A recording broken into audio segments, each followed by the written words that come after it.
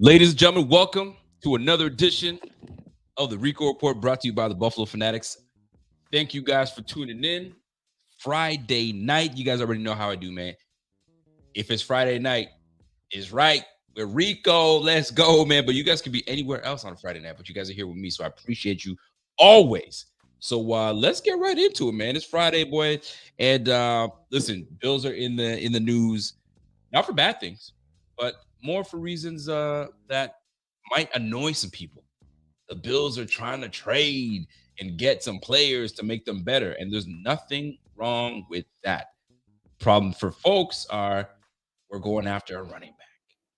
And we tried to do it the first time with Christian McCaffrey, and too rich for our blood.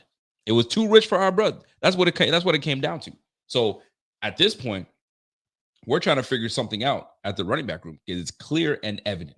Now, I thought I spoke at length, of the running back room last week when we were trying to inquire about Christian McCaffrey. And it turns out that he went to San Francisco. Now, I did my show on Thursday. He was shipped by Friday, right? So that was null and void. But here the Bills are back in the news. And we're linked. We'll just put it that way. The Bills are linked to the running back position. And that's what's standing out. And right now, the hot names that are out there, we've talked about the names that will be in the free agency market next year. But sometimes you don't want to get into a bidding war with folks on these certain players because obviously, like the housing market, you bid on a house and everybody wants it. And there's very limited amount of houses. The price is going to go up and you don't want to get into bidding war. You just don't. So some of the names that are going to be on that list, on the free agency list, potentially are these individuals here. But right now, currently, Kareem Hunt seems to be a name that is being is put out there and potentially linked to the Bills. The real question is, and I mean, Cam Akers out there has been linked. I'm hearing or reading, just like you guys, that Cam Akers, could be dealt, and he hasn't played a down for the Rams in quite some time, and there's really no rhyme or reason as to why he's not playing. They just feel like he's fell out of favor, and they prefer Henderson and the slew of backs that they have over there in LA. So, what's the deal? What is the deal with these running backs, right? And it's a twofold question, because what's the deal with these running backs that we're looking to covet? We're trying to get them over there. And what's the deal with the running backs on our team? Are we not happy with them? Do we feel that we're lacking something? What is the something that the Bills are lacking that they're looking into getting from the likes of Christian McCaffrey? It's not like Christian McCaffrey is sitting here at 6'3", you're saying 225, a big bruiser back. Not at all. Well, Christian's what he's like, just shy of 6 feet, 5'11", just shy of 200 pounds or 205 pounds. So he's not like a big boy, but he's an overall back, can run inside, run outside, catch the football, do all those things the number one back can do. Cool. But he's gone now. So the Bills are still out there searching for that back.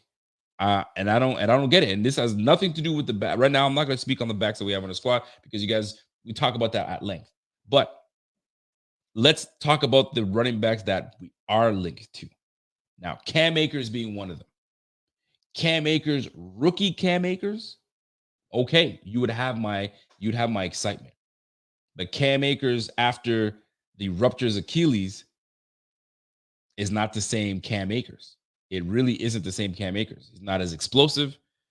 He's not as get up and go.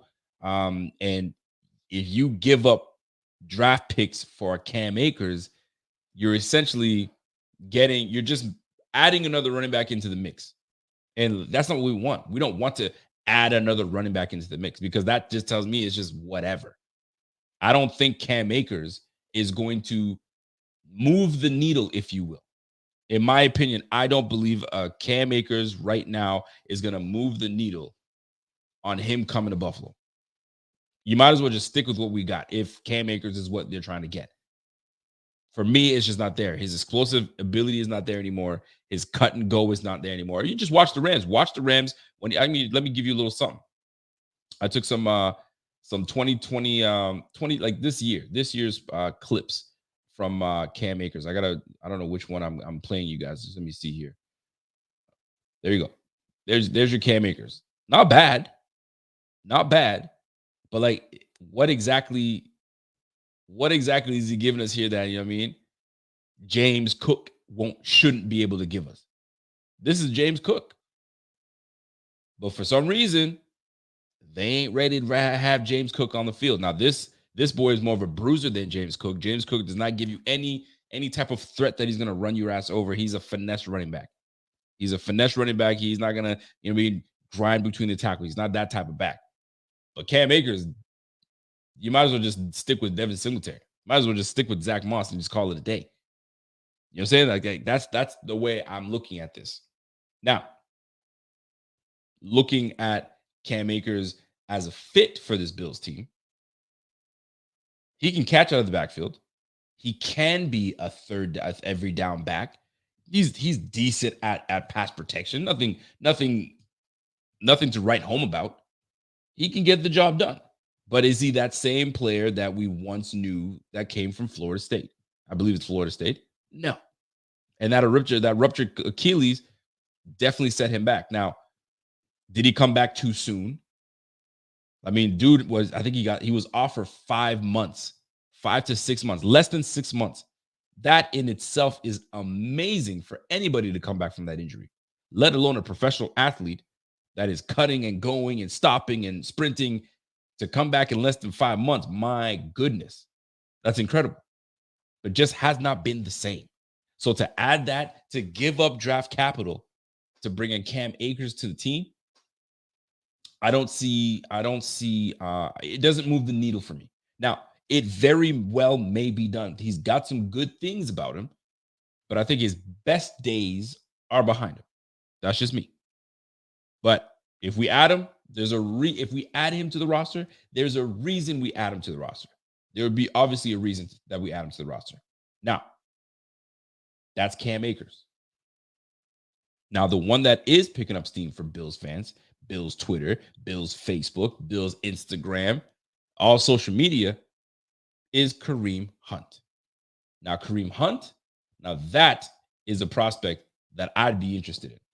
That is your every down back. He is a backup running back that can be a number one running back in this game on any team in this league. You could put him on any team in this team. He'd be a very good RB1. 27 years of age. He's averaging this year 4 yards a carry. Nothing crazy because Devin Singletary is averaging 4.5 yards a carry, right? But Mr. Kareem Hunt gives you something Devin Singletary doesn't give you. And I could talk about it, but I can just give you a minute clip as to what he brings to the table. Like little athleticism like this. Devin Singletary, although very athletic, very elusive, there's certain things that just Devin doesn't do, right? And just little things like this, cut up and go. Devin can do this. Don't get me wrong. He's elusive. We all know that. But there's something a little different about this type of back right here, right? That type of stuff. Now, this is not to poo-poo on Devin, man, but there's just a little something different with Kareem Hunt. There's just a little something different with Kareem Hunt. So if we bring the likes of Kareem Hunt to the Bills, I can understand why. You don't have to remove him off the field. You can keep him on the field from first down to third down because he can catch out of the backfield very well. He can run between the tackles, and he's got some get up to him. He's got some get up, and he's only 27 years of age. So the Browns have had this guy on the somewhat of a trading block for like at least a year and a half now, almost 2 years. He wanted to get out of there. But like, nah, man, we're gonna hold on to you. We're gonna hold on to you. And that they did. And now it could pay dividends. Because right now the price is somewhat high for the likes of Kareem Hunt. I've seen as high as third round to get a Kareem Hunt. I've seen fourth and fifth. So who knows what the market is for Kareem Hunt, but here's the deal. He is tied to the Bills. So the type of offense that we run and the type of run plays you see, we're primarily in shotgun, right? So to me that's already a nice fit for our Kareem Hunt. But like you see what the Browns are doing, they're under center.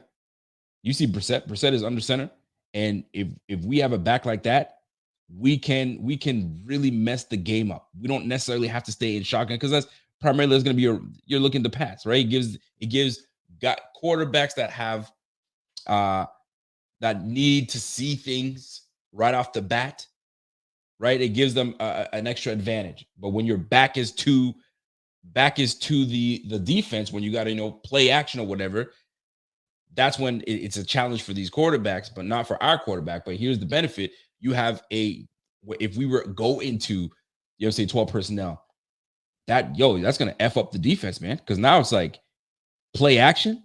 I don't know if we become a bruising type of, like, we change it up a little bit, we become a bruising type of offense. Now you really got these guys guessing. But like most people would say, but why change anything? Why change anything? We're already lighting up the league in points. We're second ranked in points, and we got the number one defense. Why change philosophy? Because it's not about changing philosophy per se, but it's now about the temperature. The temperatures are dropping. Temperatures are dropping now. Teams are they have a little more film on you, so they're gonna try to take things away. And if you want to take something away from the Bills, you got to keep everything in front of you.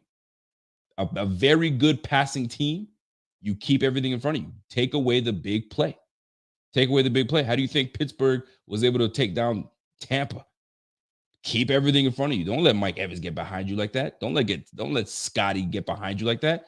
You want to keep things in front of you. And that's the one thing that you can do, not to stop the Bills, but to slow the Bills down.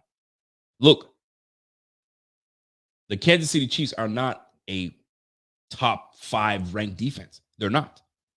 They're not a top 5 ranked defense. But guess what? They kept the Bills to 24 points. Why? Because they kept us in front of us. They didn't really give us huge plays. So like that's how you got to play the Bills. So like if they're taking away the big play, they're taking away Stephon Diggs, they're doubling on Stephon Diggs. Yes, I know we have Gabe Davis. Yes, I know we have Dawson Knox.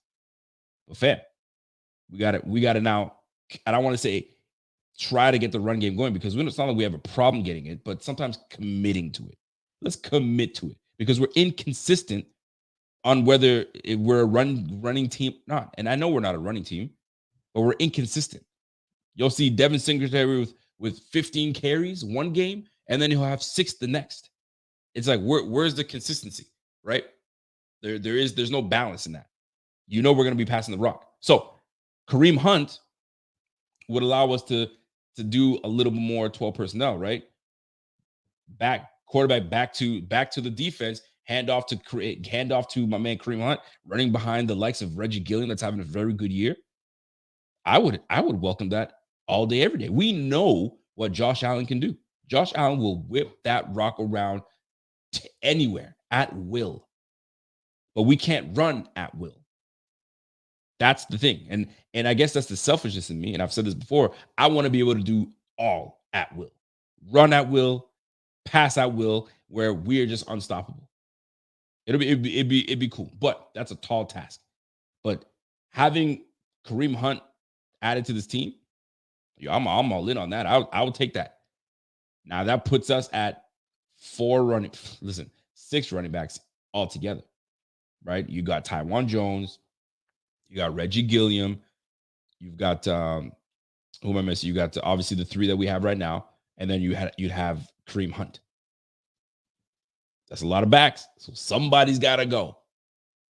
Somebody's got to go, right? So very, very, I find that extremely interesting on the Bills' pursuit for running back. But here's the thing, though. Why are we pursuing a running back so hard? This is what I'm trying to understand. I'm trying to understand it. Like, you went and drafted a running back in the second round, right? I think it was the third running back taken after the two big dogs. And you go ahead and grab James Cook in the second. Why are we such in pursuit of the Christian McCaffreys, the potential Cam Akers, the potential Kareem Hunt? Like, why? It doesn't compute for me. So what is it? Are they not content with what we have in the backfield? Or do they feel that we're lacking something for when it comes down to the tough yards that we need?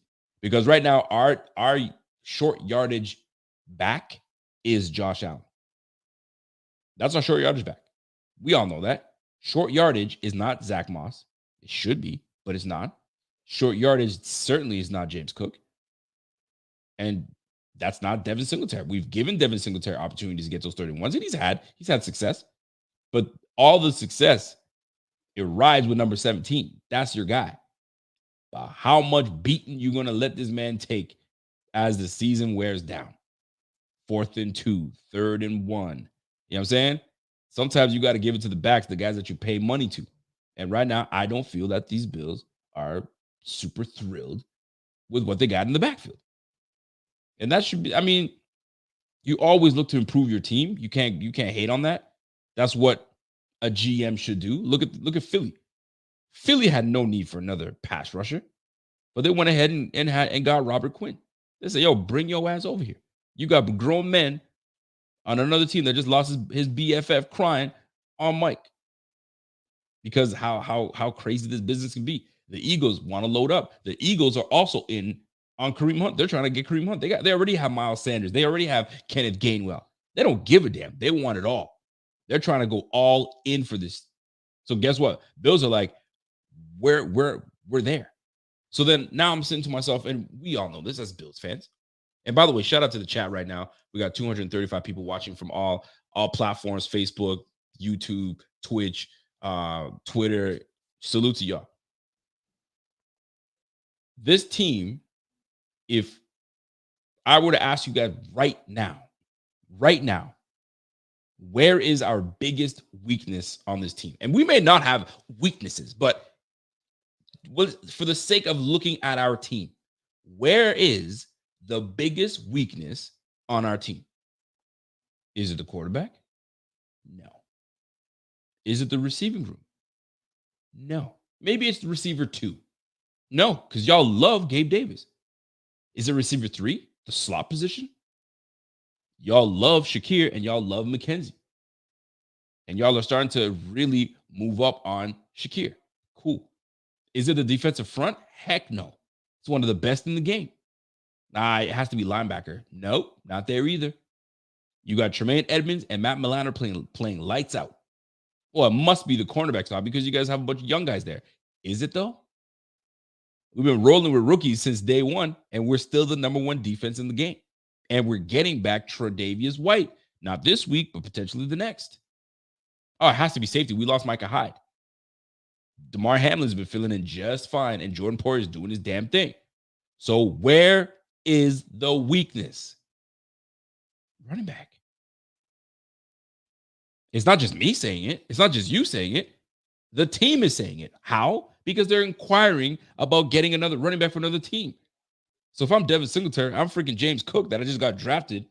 Mr. Monotone James Cook can't have no expression on his face, looking like Stephon Gilmore from when he got drafted.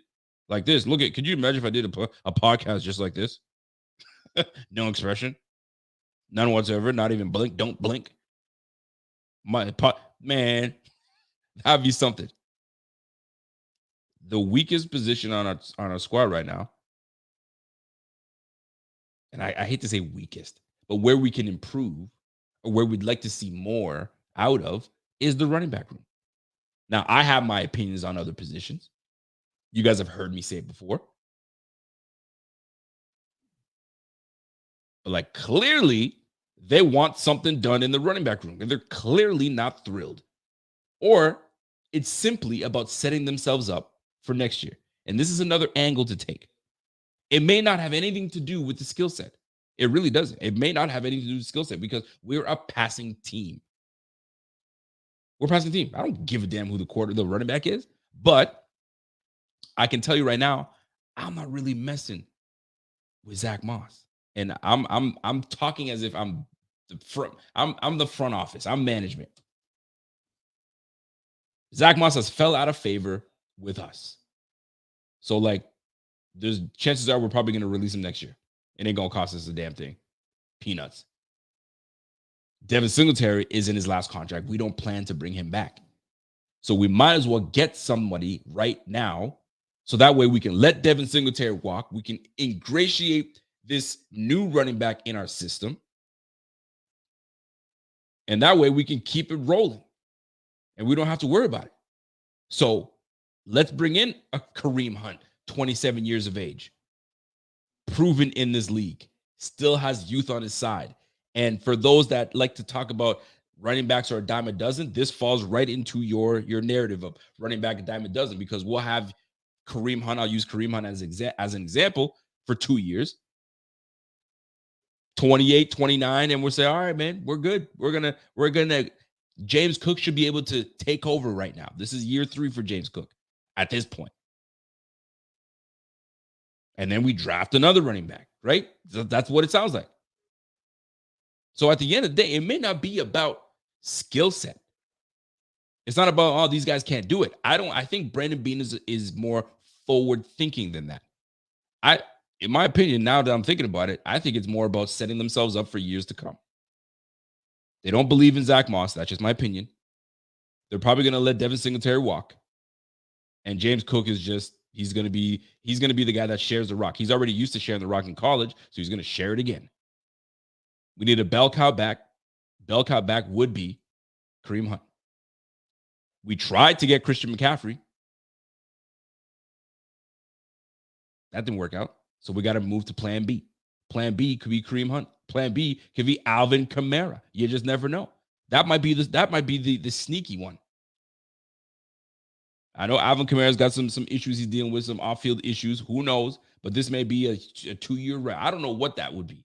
But it would not surprise me if Brandon Beane, you know what I'm saying, makes everybody think he's going for Kareem Hunt and he pulls in an Alvin Kamara. I mean, they were willing to pay $12 million a freaking year for Christian McCaffrey. So why wouldn't you go and grab Alvin Kamara? Because right now, Alvin Kamara is waiting to be traded. The Eagles think they're going to get Alvin Kamara. And I would hate for the Eagles to get Alvin Kamara. Because you got Jalen Hurts, you got A.J. Brown out there, you got some dogs on Philly. And then they bring in a Alvin Kamara. Boy, oh boy, Philly's going to be scary. So Brandon Beane might say, hey, I got you thinking that I want this, I want that. And guess what?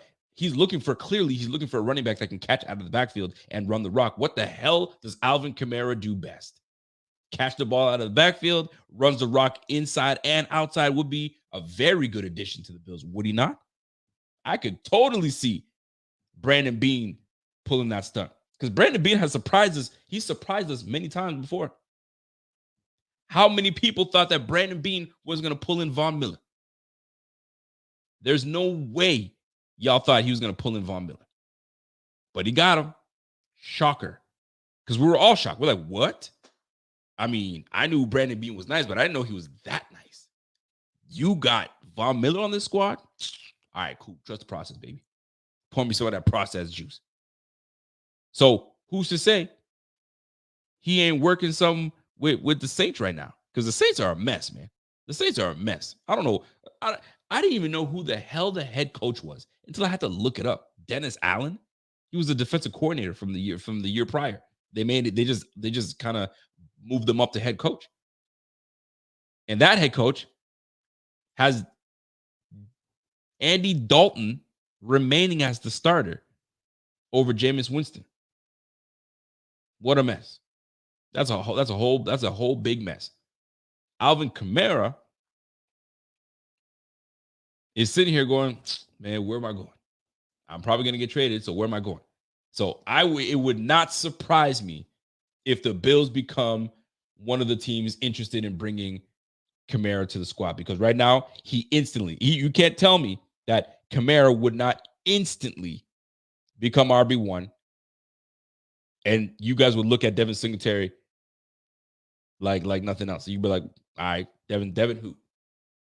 You guys would be like that. I know y'all. I know Bills fans. I've been watching and reading these stuff. Y'all would be like, Devin who? We got Alvin Kamara now. Watch out.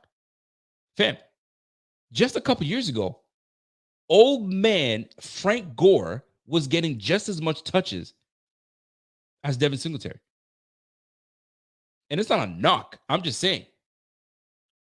Clearly, this team wants the RB1. They're looking for it. They got a QB1. They got a receiver 1. They got themselves their tight end 1. Why not get an RB1? If you're really going to go all in, go all in. I'm just saying, people. So Kareem Hunt will be a nice addition. I would love it. Alvin Kamara would be a lovely addition. I would welcome it.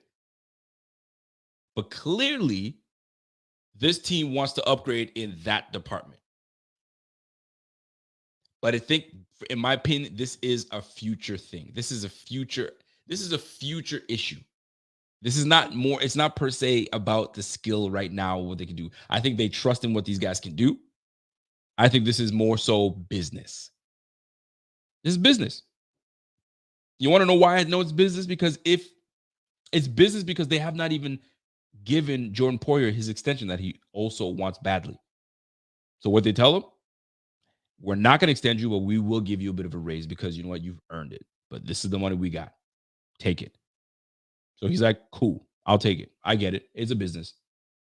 You know, guys, you guys know what I want to get paid. You guys don't want to pay me. So I get it. It's a business. Give me my raise. Cool. It's that simple, folks. So it's a business. Devin Singletary, we're not bringing you back next year. Zach Moss, you're probably going to get cut. James Cook, you will be a complimentary back to X. Now, who is X? Hunt, Akers, Kamara.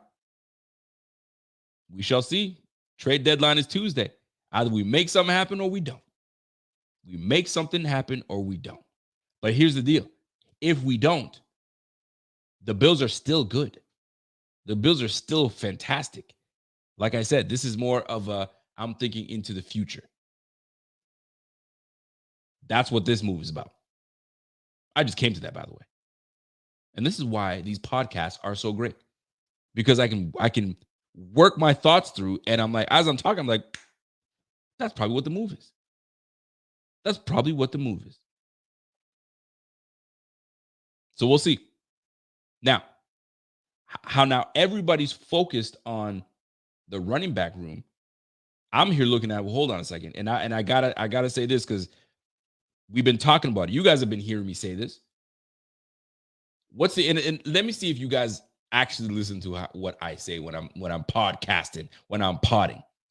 If I'm not looking at the running back room, what position, or you can even say specific player, have I said, man, that person or that side of that position group is a liability?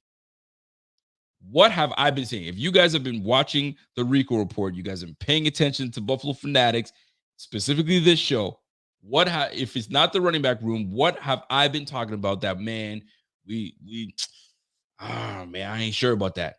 I'm looking at the chat right now, and I'm going to pull it up as soon as I see someone put in there, because I know that person has been paying attention to what I've been saying. But as I wait for that, there is another position group that I'm looking at. Garrett, he's got it. It's the O-line. But I have a specific side of the O-line that I'm looking at. I'm like, I don't know. And if you guys have been paying attention to me, yep, You guys know it. O-line, especially the right tackle. Especially the right tackle. I've been talking about it. I've been saying it. And I'm vocal about it because listen, man. Some people feel this way. Danny Foster says Brown is a bum. Some people feel that way. I don't think he's a bum, but I know that he's got some issues. This is the right tackle, Spencer Brown. And guess what? Spencer Brown is not playing this week. He's nursing an injury. So guess what? David Quessenberry is going to be taking over. Folks, if we are going to trade for someone now, this is where I'm not well versed in available right tackles, right? Some teams make people available. I want that guy. Skill positions are more so the ones that are on display.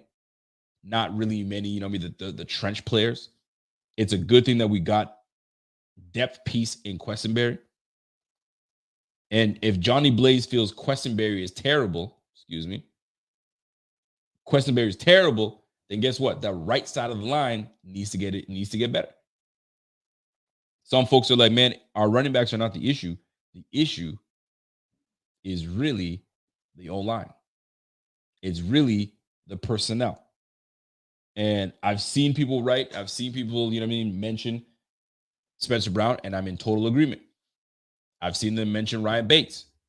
I'm not sure if I'm ready to say Ryan Bates is a liability because Ryan Bates is what gave us a spark last year when he was implemented into the O-line. Run blocking, excellent job, Spencer Brown. Pass protection, liability.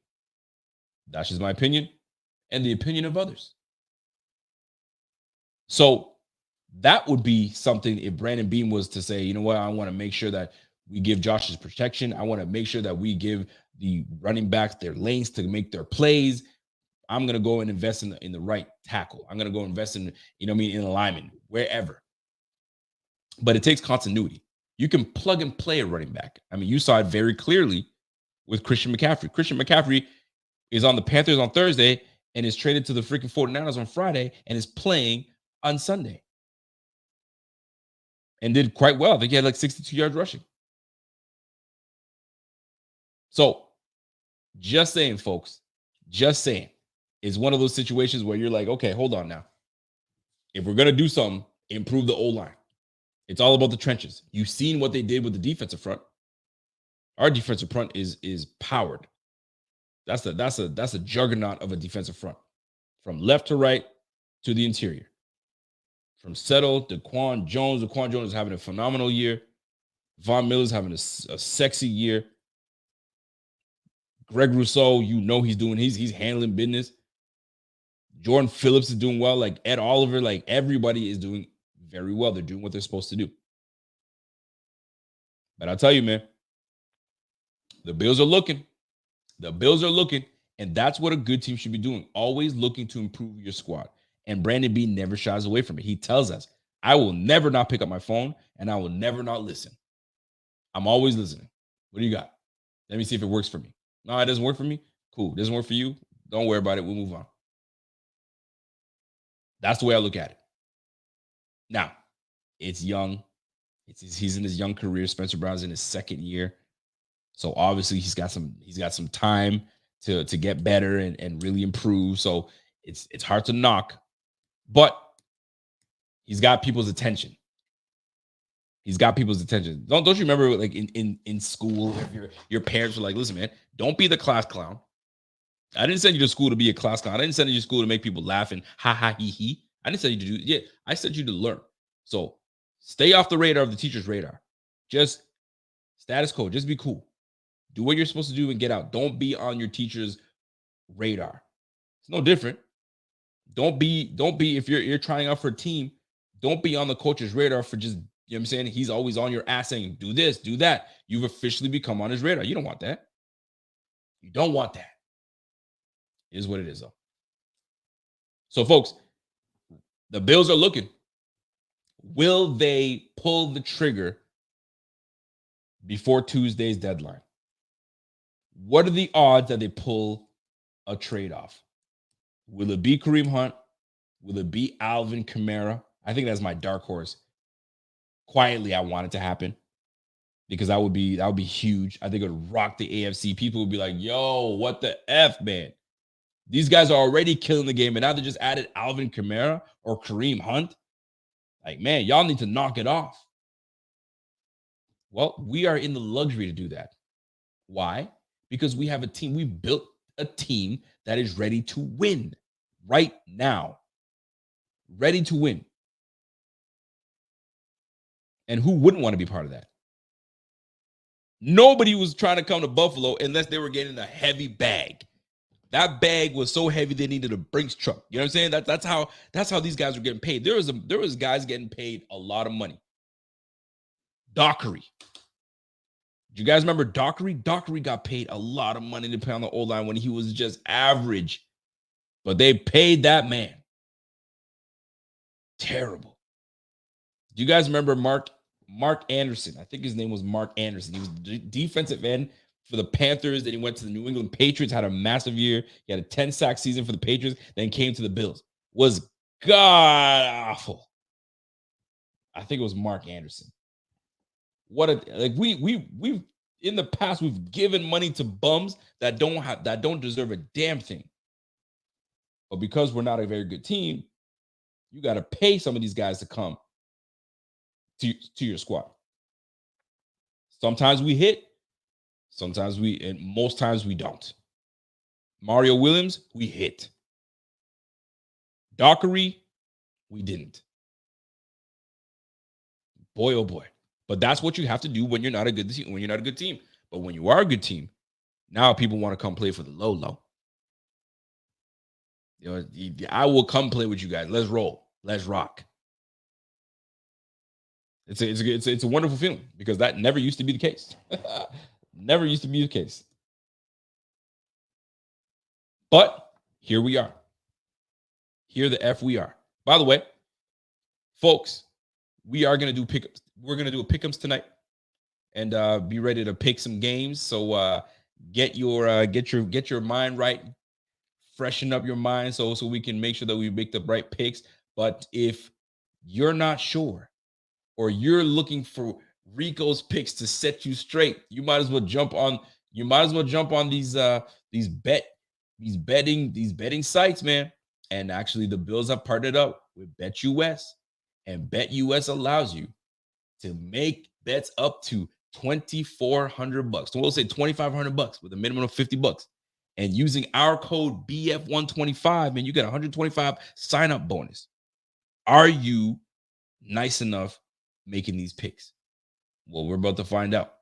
Now, if you are that team and if you are that guy and you know your stuff and you make your money on the parlays, well, listen, folks, and you have no idea what a parlay is, or you're trying to get into it, let me tell you. Football is back, and so is BetUS.com for our 28th year of NFL action. With live in-game betting, incredible odds with daily odds boosters, props, parlays, fast payouts, and exceptional customer service, BetUS has it all. Sign up today at BetUS.com. BetUS, where the game begins.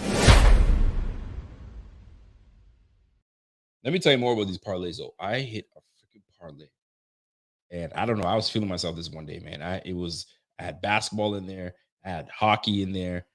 And it was around this time. I had some NFL, and I hit a $725 parlay off of a $2 bet. I was like, yo, this is it right here. Boom. $750. Boom. Let's go. Never hit something like that ever again. I've been chasing that for a long time. So I had to chill for a minute. But sometimes when you hit a parlay, ooh, that parlay is nice, man. When you hit, like, let's say you do like a 16 parlay or seven item parlay, and you wait on that last one to hit. And the last one was like, yo, that's a no-brainer. He's gonna get it. You're sitting here going, this is it right here, boy. I got this. So BetUS, that's who we partnered up with. You can see it right here. Bing, bing, bing, bing. And we'll go from there. So, folks, before I get into the preview for the Bills and the Packers game, just want to put a bow on this whole running back situation. Listen, man, we're content. We know we have good running backs in the backfield, including Josh Allen, because that's what makes this team a good running team, because he's one of us, right? He's one of the backs. There's no and ifs, buts about it. That's just what it is. So at the end of the day, when we're going to run the ball and when we're going to threaten these teams to play us honest, they've got to account for 17. They've got to account for Devin Singletary. They got to account for everybody. But if we happen to pick up one of these sexier backs that are available right now, watch out. Watch out. The league is on notice. I mean, the league is already on notice. You guys already know what it is. But the league will be on notice. Now, Alvin Kamara does have some legal issues he's dealing with. So I don't know if the Bills are ready to go down that route, because they had that whole Matt Araiza situation going down. They're not trying to be in that situation again. Now, maybe Kamara solves it. But at the end of the day, I'm going to use the words of my man, Bobby. Do you want to be in your feelings, Bills fans, or do you want to win a championship? Which is it? Because sometimes you can't get both. You got to be, get out of your feelings. Put the facts forward. Can this boy ball? Yes. Will he help my team? Yes. Let's roll. We'll deal with the back end stuff. If it becomes too much, I can cut your ass. Will it be pricey? Potentially. Does it get me a championship, though? It does. Let's roll. Let's freaking roll. Nobody's going to remember how much you paid for this, because what we will be celebrating will be a damn Super Bowl in Buffalo. I want my chips with dip. You know what I'm saying? That's what I'm talking about. I want my chips with dip. But we got many games to go.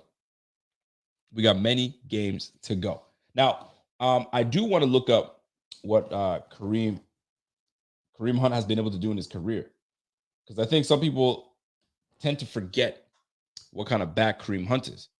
And he's a solid back, man. And I'm talking about, like, physically he's a solid back, and his skill set is perfect. It'd be a nice compliment to the Bills. 5'11", 216 pounds, solid. That's solid right there. So right now, currently, he's averaging, like I said, I told you guys, he's averaging 4 yards a carry. But he's also getting targeted quite a few times. He's averaging like 4 targets a game in the pass game. So he'll get his touches. And right now, he as a backup running back, 11 rushes week 1. Week 2, 13 rushes. Week 3, 12 rushes. Week 4, 10 rushes. Week 5, 11 rushes. The man gets his touches. He gets his touches, and he does. And here's the thing. He gets his touches, and he makes something of it. 11 for 46, a touchdown. 13 for 58, right? He was targeted twice in the pass game and caught both his footballs. 12 rushes, 47 yards. Also in the targets, targeted 4 times in the pass. 10 yards, 10 carries for 49 yards, almost 5 yards a pop. No touchdowns that game, but he was targeted 3 times in the pass. The next game after that, 11 touches, 47 yards, 4 yards a pop, 1 touchdown, and 3 receptions. And he had another touchdown. He had a multiple touchdown game as a backup. The first week, he had 1 touchdown and 2 touchdown receptions. Fam, he can play. So Bills fans need not worry about what this man would bring to the table. The boy's a baller. He can play. That boy can play. Now, as for Kamara, let me jump in on Mr. Kamara. I mean, let me stay on Kareem Hunt, though, for real. So when in 2017, it feels so long ago, but not quite. 2017, this guy was a 1,300-yard rusher as RB1. The next year after that, dropped to 824 yards. Then he was shipped off to Cleveland. Obviously, we know that he was affected by that year because of all the silliness that was going on in his obviously with the domestic thing that was going on. Then he goes to Cleveland. For the year, he has 179 yards as a backup. The second year, 841 yards as a backup in 2020. Then he dropped to 386 and then 263. Boy, and he's only 27. He can still play. He's nice like that. Alvin Kamara. What has Alvin Kamara done for his career? Just to kind of give you guys perspective as to what potentially could come to the Bills or may not, right? Alvin Kamara. Now, he's not known to be high volume rusher. His first year, 728. 2018, 883. The guy's never surpassed 900 yards rushing. But it's what he does in the pass game that makes him that threat. Because I'm not only going to give you my 800 yards rushing in the year, but I'm also going to give you 800 yards receiving, 700 yards receiving, 500 yards receiving. Dude, he's giving you 1,400 yard perfect yards, 14 to 1,500 all-purpose yards. That's the type of back that we need in Buffalo. All-purpose. Give you a little bit of run. But if I'm not as effective in the run, I'll be very effective in the pass. And who's the best quarterback in the game? Josh Allen. Wouldn't that be a beautiful pairing? Kamara and Allen. I would have never thought I would say something like that, but that's craziness. Anyway, off that topic. So we'll see what these guys do, these Bills do when it comes to the trade deadline, man. What is it, this Tuesday? Tuesday is the trade deadline right after Halloween. So it's going to be fun, folks. It's going to be fun. So before I get into talking about the Packers, the cheeseheads, I'm going to go into the chat here. I'm going to go into the chat and see what most folks are saying. Almost lost my page here. There we go. We're back on here. So Johnny Blaze says, ever think that Dable and McDermott problem came because Dable wanted to run more and McDermott said, screw the run. This team goes through Allen. If that was a thought, but I always thought it was the reverse because it's evident right now. I think Dable was the one that wanted to air it out. And I think McDermott was the one that wanted to, like, defensive guys, they want to run the ball. Rex Ryan was like, played hard defense and run the freaking ball. Where did he come from? He came from the Ravens. That's what they do. Play hard-nosed defense and run the freaking rock. And that's Dable's, Dable, I can't see it being any different for Dable, right? For McDermott. McDermott is a defensive guy. Came from Carolina. They had two-back system over there, and they ran the ball very well. James Stewart, D'Angelo Williams, they ran the ball extremely well. Brian Westbrook, Deuce Staley, they ran the ball extremely well, if you guys remember. Strong defense, good run game. Those are the little things that matter, right? So I think McDermott is more of I want to run the ball and I want to establish something. So we'll see how that plays out. And Dable was trying to make a name for himself. He wanted to get the ball in the air with Josh Allen so he can get a head coaching job. And that he did. Because his first year was poo-poo. Wasn't happening. But also, Josh Allen was a young quarterback.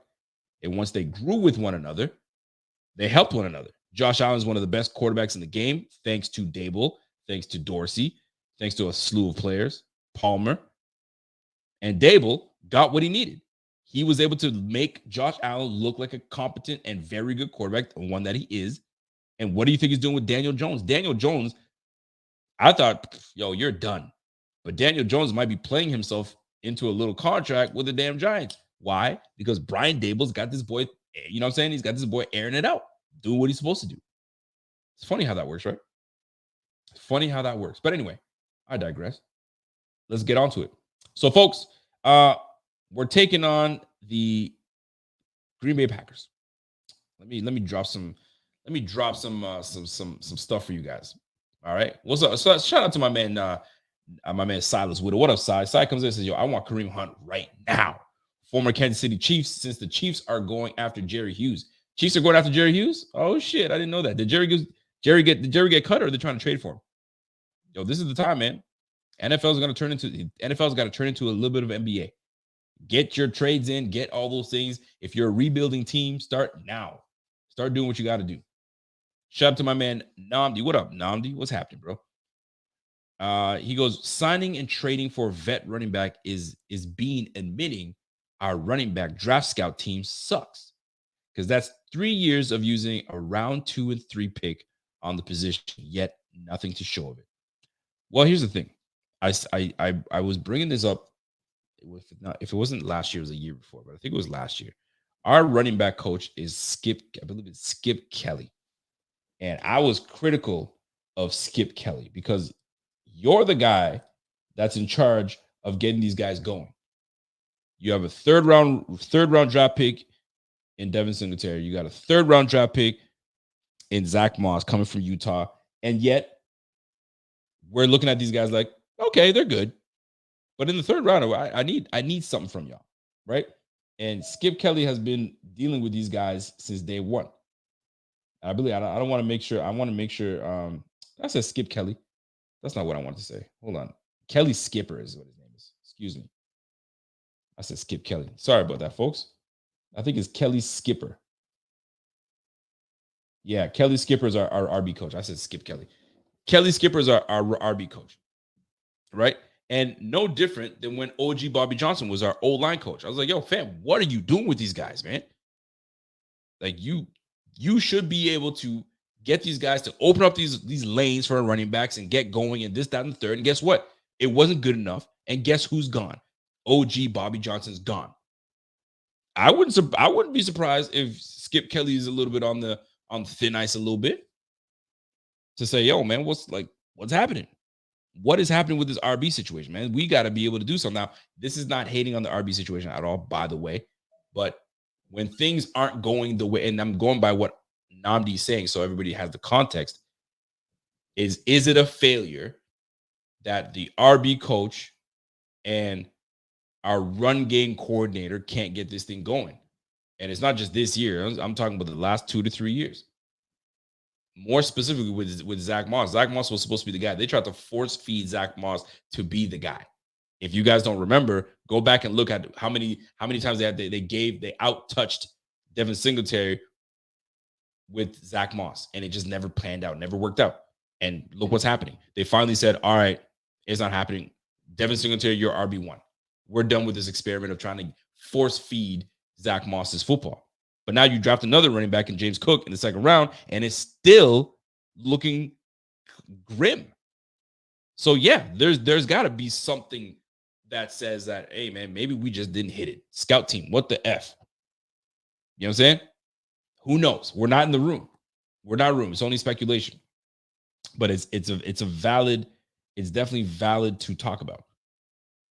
Mikey, what's up, Mikey? Mikey says, yo, Rico, my big bro from the north. Yes, we should trade. It needs to be sure 1D player to replace our hurt main man. And in any other position, it's nice to have a backup on. What's up, OBJ? Well, OBJ, we'll see what's going on with OBJ. He's got suitors. You guys already know how I feel about it. Right now, this is all look at me. Who's going to sign me? I need to draw up some interest. Who's going to sign me? And then we'll go from there. Rumor has it he already has a contract. I mean, somewhat in place with the Bills, not official on paper, but a verbal contract that he's going to sign with these guys for a 2-year deal. Rah. Whether true or not, who knows, right? All this is speculation until it actually does happen. But valid. It's valid for us to be questioning those. It's valid to question it, 100%. My man Silas says, yo, they're trying to trade for him since they can't get Josh Allen from Jacksonville or Burns from Carolina. Yeah, Josh, listen, everybody is on the block. You know what I'm saying? Go look at your fantasy. Go right now and look at your fantasy league. Look how many players are on the block right now. There's a lot of players on the block because there's a lot of guys right now that are in crucial situations. They're trying to win that big prize money in fantasy football. So what are they doing? They got a lot of guys on the trade block. So if you're trying to make something happen, jump in there right now. The NFL is no different. Guys are on the block. Guys are in rebuild mode. Guys are trying to get capital, draft capital. And it's looking mighty good. Philadelphia, I think it was Philly. Philly next year. Is it Philly or is it another team? Philly next year has 2 first and 2 second round picks. I don't know if it's Philly. One of the teams, because of the trades they've acquired and moved some things, 2 first and 2 seconds. That's incredible. Anyway, I digress. Because we have the Packers coming to town. Now, let's move on to the Packers, people. Are you shook of the Packers coming to Buffalo? Well, I'm going to tell you right now, you shouldn't be, because there are a lot of things that are in our favor when it comes to this Packers-Bills matchup in Buffalo. So, the all-time record of the Bills between the Bills and the Bills and the Packers at home in Buffalo, the Packers are 0-6. 0-6. That's number 1. Number 2, Sean McDermott has never lost since he's been a head coach for Buffalo Bills, has never lost a game following a bye. All right. So that's two things that's in our favor. So let me get the third one because I put it in my notes on my phone. What was it again? And Chris Brown also stated that as well. So that's where I got that information. I had to write that down. So that was pretty cool, right? Here it is. Also, the Bills. So not only is McDermott 5-0 after a bye week, the Packers are 0-6 all time versus the Bills in Buffalo. The Bills are also 3-0 on Sunday night under head coach McDermott. How crazy is that? So right now, everything is pointing Buffalo. Now, here's one little tiny little thing here. Aaron Rodgers has won each of his 13 primetime games. He's 13-0 on primetime. We're about to make that 13-1. Poor guy. Allen Lazard, their big boy receiver, is out. Sammy Watkins is making his return. He's in. Miraculously, he's not hurt. He's actually going to play. And he was saying some really good things about his time at Buffalo. It was his favorite team growing up. He's got some friends. He can't wait to come back to Buffalo and connect with some friends and so on and so forth. Listen, man, I never hated the Sammy Watkins pick. I actually liked it because we needed a spark on offense. We just did. We needed something big on offense. And if people want to tell you I hated that pick, I think they're capping. I think that everyone and their mama knew we needed to do something. We needed to splash. Now, maybe that draft class was a wrong draft class to pick, you know what I mean, to move up to get Sammy Watkins, because there were some good players. OBJ being in that draft class was great. Mike Evans in that draft class. Kelvin Benjamin, he's a bum now, but he wasn't. So there were some good players within the top 15 picks. And I'm only talking about the top 15. There's some good ones later on. But 13-0 for my guy, Aaron Rodgers. Now, here's the deal. I talked to you guys about this earlier, and we'll talk about around the league after this, right? Because there's some things going on. But this Packers, listen, let's just get to. We're coming off a bye. And this is the question that I had to ask myself. And I'm going to ask you guys this, all right? And by the way, there's 320 people watching right now. Do me a favor, guys. Smash that like button. And there's probably some people right now watching this show that's not subscribed. You know what I'm saying? And you guys are just coming in here and showing love, and I love it. But show me a little bit more love by subscribing and smashing that like button. Let's get this video to 800 likes. 800 likes on this video. Let's go. So, Aaron Rodgers coming to Buffalo. Last time he was in Buffalo, we made it a living hell for him. We were all over him. I think we had Mario Williams was on the squad, and Mario Williams was pressure was on his ass. And the defensive front then was not nearly as good as the defensive front now. So this is huge. By the way, shout out to everybody that just smashed that like. I've seen the numbers go up. Let's keep it going. So what are the Bills going to do this game, right? What is it about this game and what is it about this bye week that is going to have them have success? So 3 things that I'm thinking of that they made adjustments on, right? Because you're going into bye. You got 2 weeks to prepare, a week and a half. You got a week and a half to prepare for the Green Bay Packers. All right, so what are you going to prepare for? And also, what are you going to tweak? Because this is also a moment for people to tweak, for teams to tweak. What hasn't been working, we're going to try to work things out. The number one thing on my list that I believe the Bills are going to do this game is you're going to see an urgency, a sense of urgency, a sense of commitment to running the football, but not necessarily running the football with, you know what I'm saying, Josh Allen and Devin Singletary. But my gut tells me that, and I hope I'm right. I really do hope I'm right, because a lot of people will think I'm hating on James Cook, but it's not hate. It's just frustrated by a team drafting a running back in the 2nd round and he's sitting there collecting dust. It doesn't sit well with me. So I'm hoping that the first thing that happens in this game after the bye is that we establish and we commit to the run. But more specifically, we establish and commit to giving James Cook more opportunities. so we can really see what we have in James Cook. Let's utilize the skill set. And I am by no means calling this man a Lamborghini, because he ain't. He's more like a Nissan Altima. You know what I mean? He's a nice vehicle. Nissan Altimas are pretty nice. He's maybe an Infiniti, right? Get the Infiniti out of the garage and let's roll. Let's go for a neighborhood stroll. Let's see what this thing can do. Let's see how much horsepower is under this thing. Let's see how it hugs the road. Let's take it. Let's take it for a whip. Let's go for a ride. But right now we got this, whatever you want to call it. It ain't no Lamborghini, but we got this Nissan Altima. You want a Maxima? I'll call him a Maxima. Got this Maxima in the garage, just sitting there. I mean, we back it out of the driveway and we put it right back in the garage. Fam, take that thing out. Shit. You know what I mean? Let's do something, man. Let the man do something. You know what I'm saying? Like take the Pampers off. And let's see this man be a big boy. Because they still got the Pampers on him, man. No, this not a baby league, man. This is a man's league.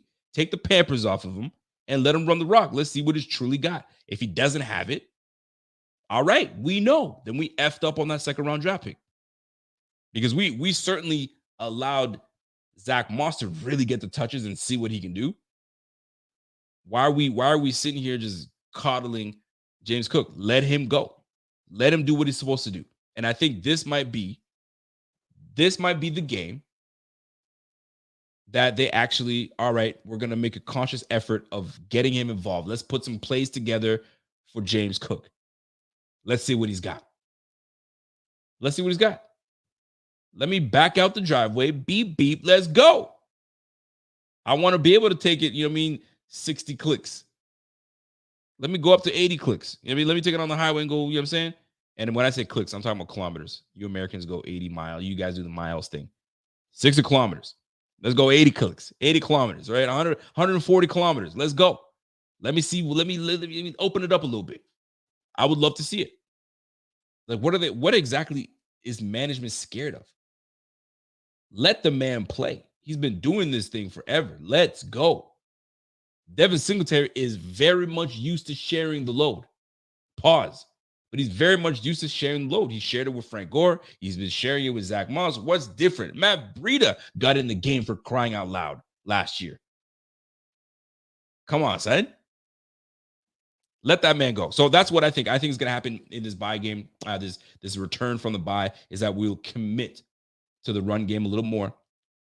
It may slow us down a little bit, but I think that you're gonna see a conscious effort that the Bills are going to try to get a balanced act on trying to run the football. Now, if it doesn't work, you're gonna get a heavy dose of Josh Allen saying, "All right, this is done. Are we done with this experiment? Let me do what I do." That's number one. All right, that's number one. I think that's what's gonna come out. We're gonna try to commit to the run game coming out of this bye week. All right. Number two. I think what you'll see in this game too is you might see us get after.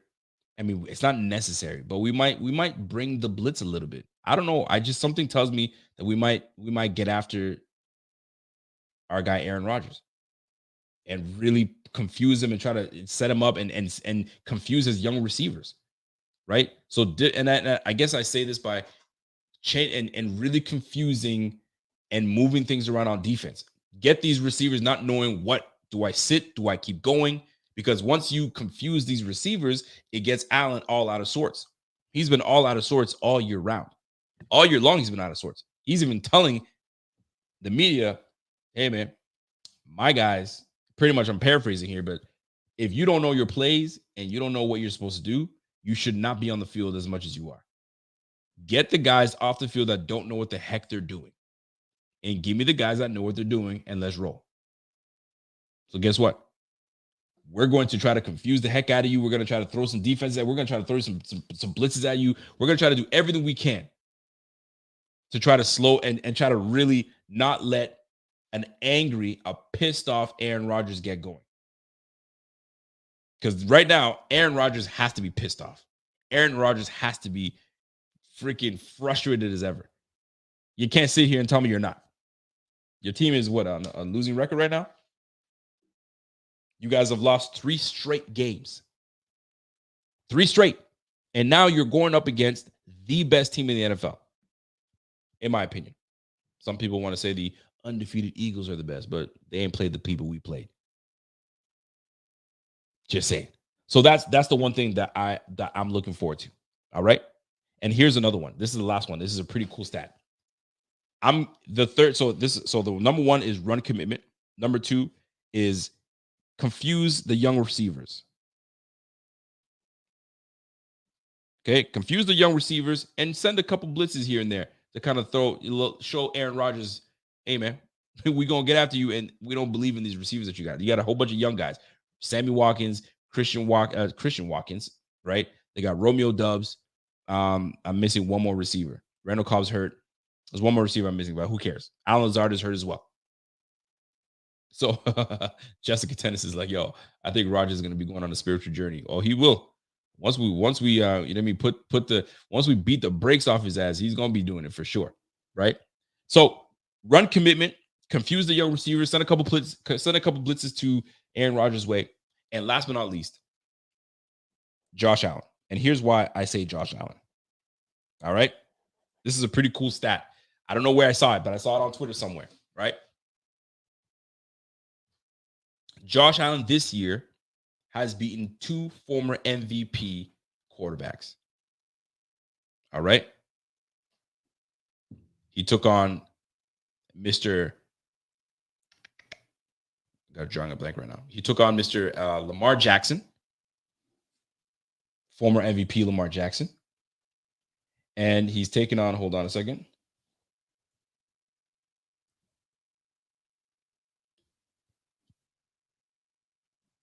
Got to get my schedule back up. Who's the other MVP? I'm looking, trying to see the second MVP he took it down. He took Tannehill down. He took on the Stafford. Then we had the Ravens. Who else did we get? Mahomes. Excuse me. Thank you. How the hell I missed that? Thank you. So he's taken former MVP Mahomes.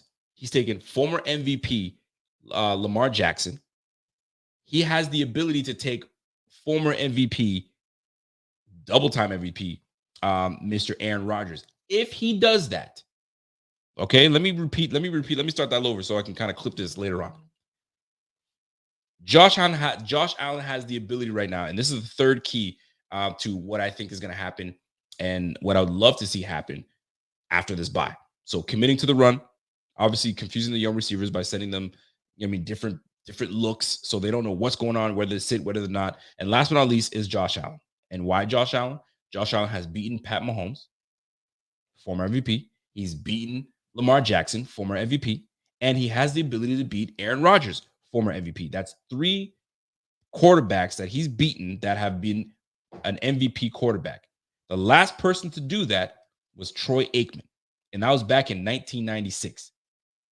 Do you know what happened in 96? Can anybody tell me what happened in 1996? Care to partake in what happened in 1996?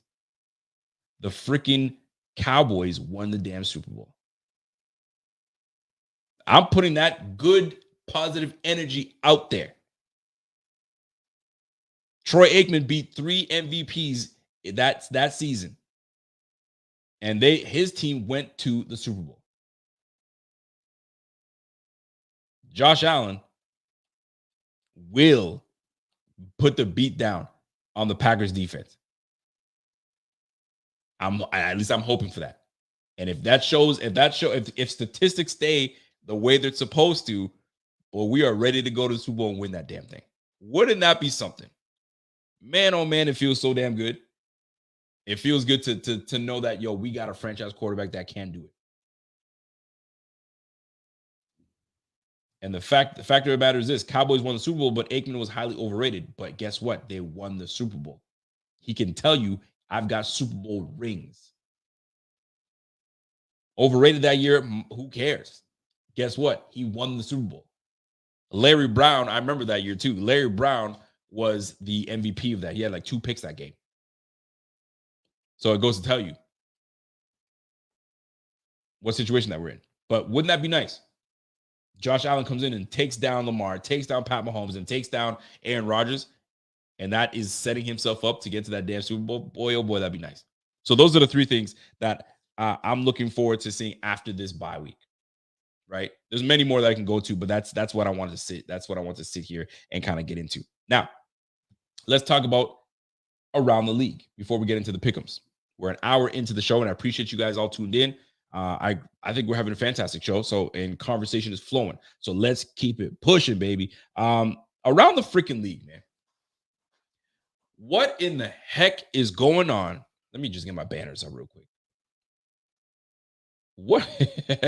Yo, Mike's, yo, Rico, I need your picks, man. I can't wait any longer. Yo, you're gonna have to wait, brother. You're gonna have to wait. Let me get in around the league and we'll get into that. You a fool, bro. So, yo, Tom Brady, bro. Yo, what's up with Tom?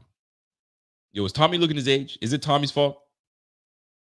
Is it that he doesn't have, you know what I'm saying, a big time head coaching figure in Bruce Arians? Like, what is it? It's not like he doesn't have the weapons. Everybody pretty much came back. It's Tom Brady, man. He's looking just he's missing throw. Like, it's not even like he's old, but he's just missing throws. He's just not himself, bro. And it's clear as day. Now, obviously, he's going through some things. And when you go through emotional things, your mind and your heart is not into the game.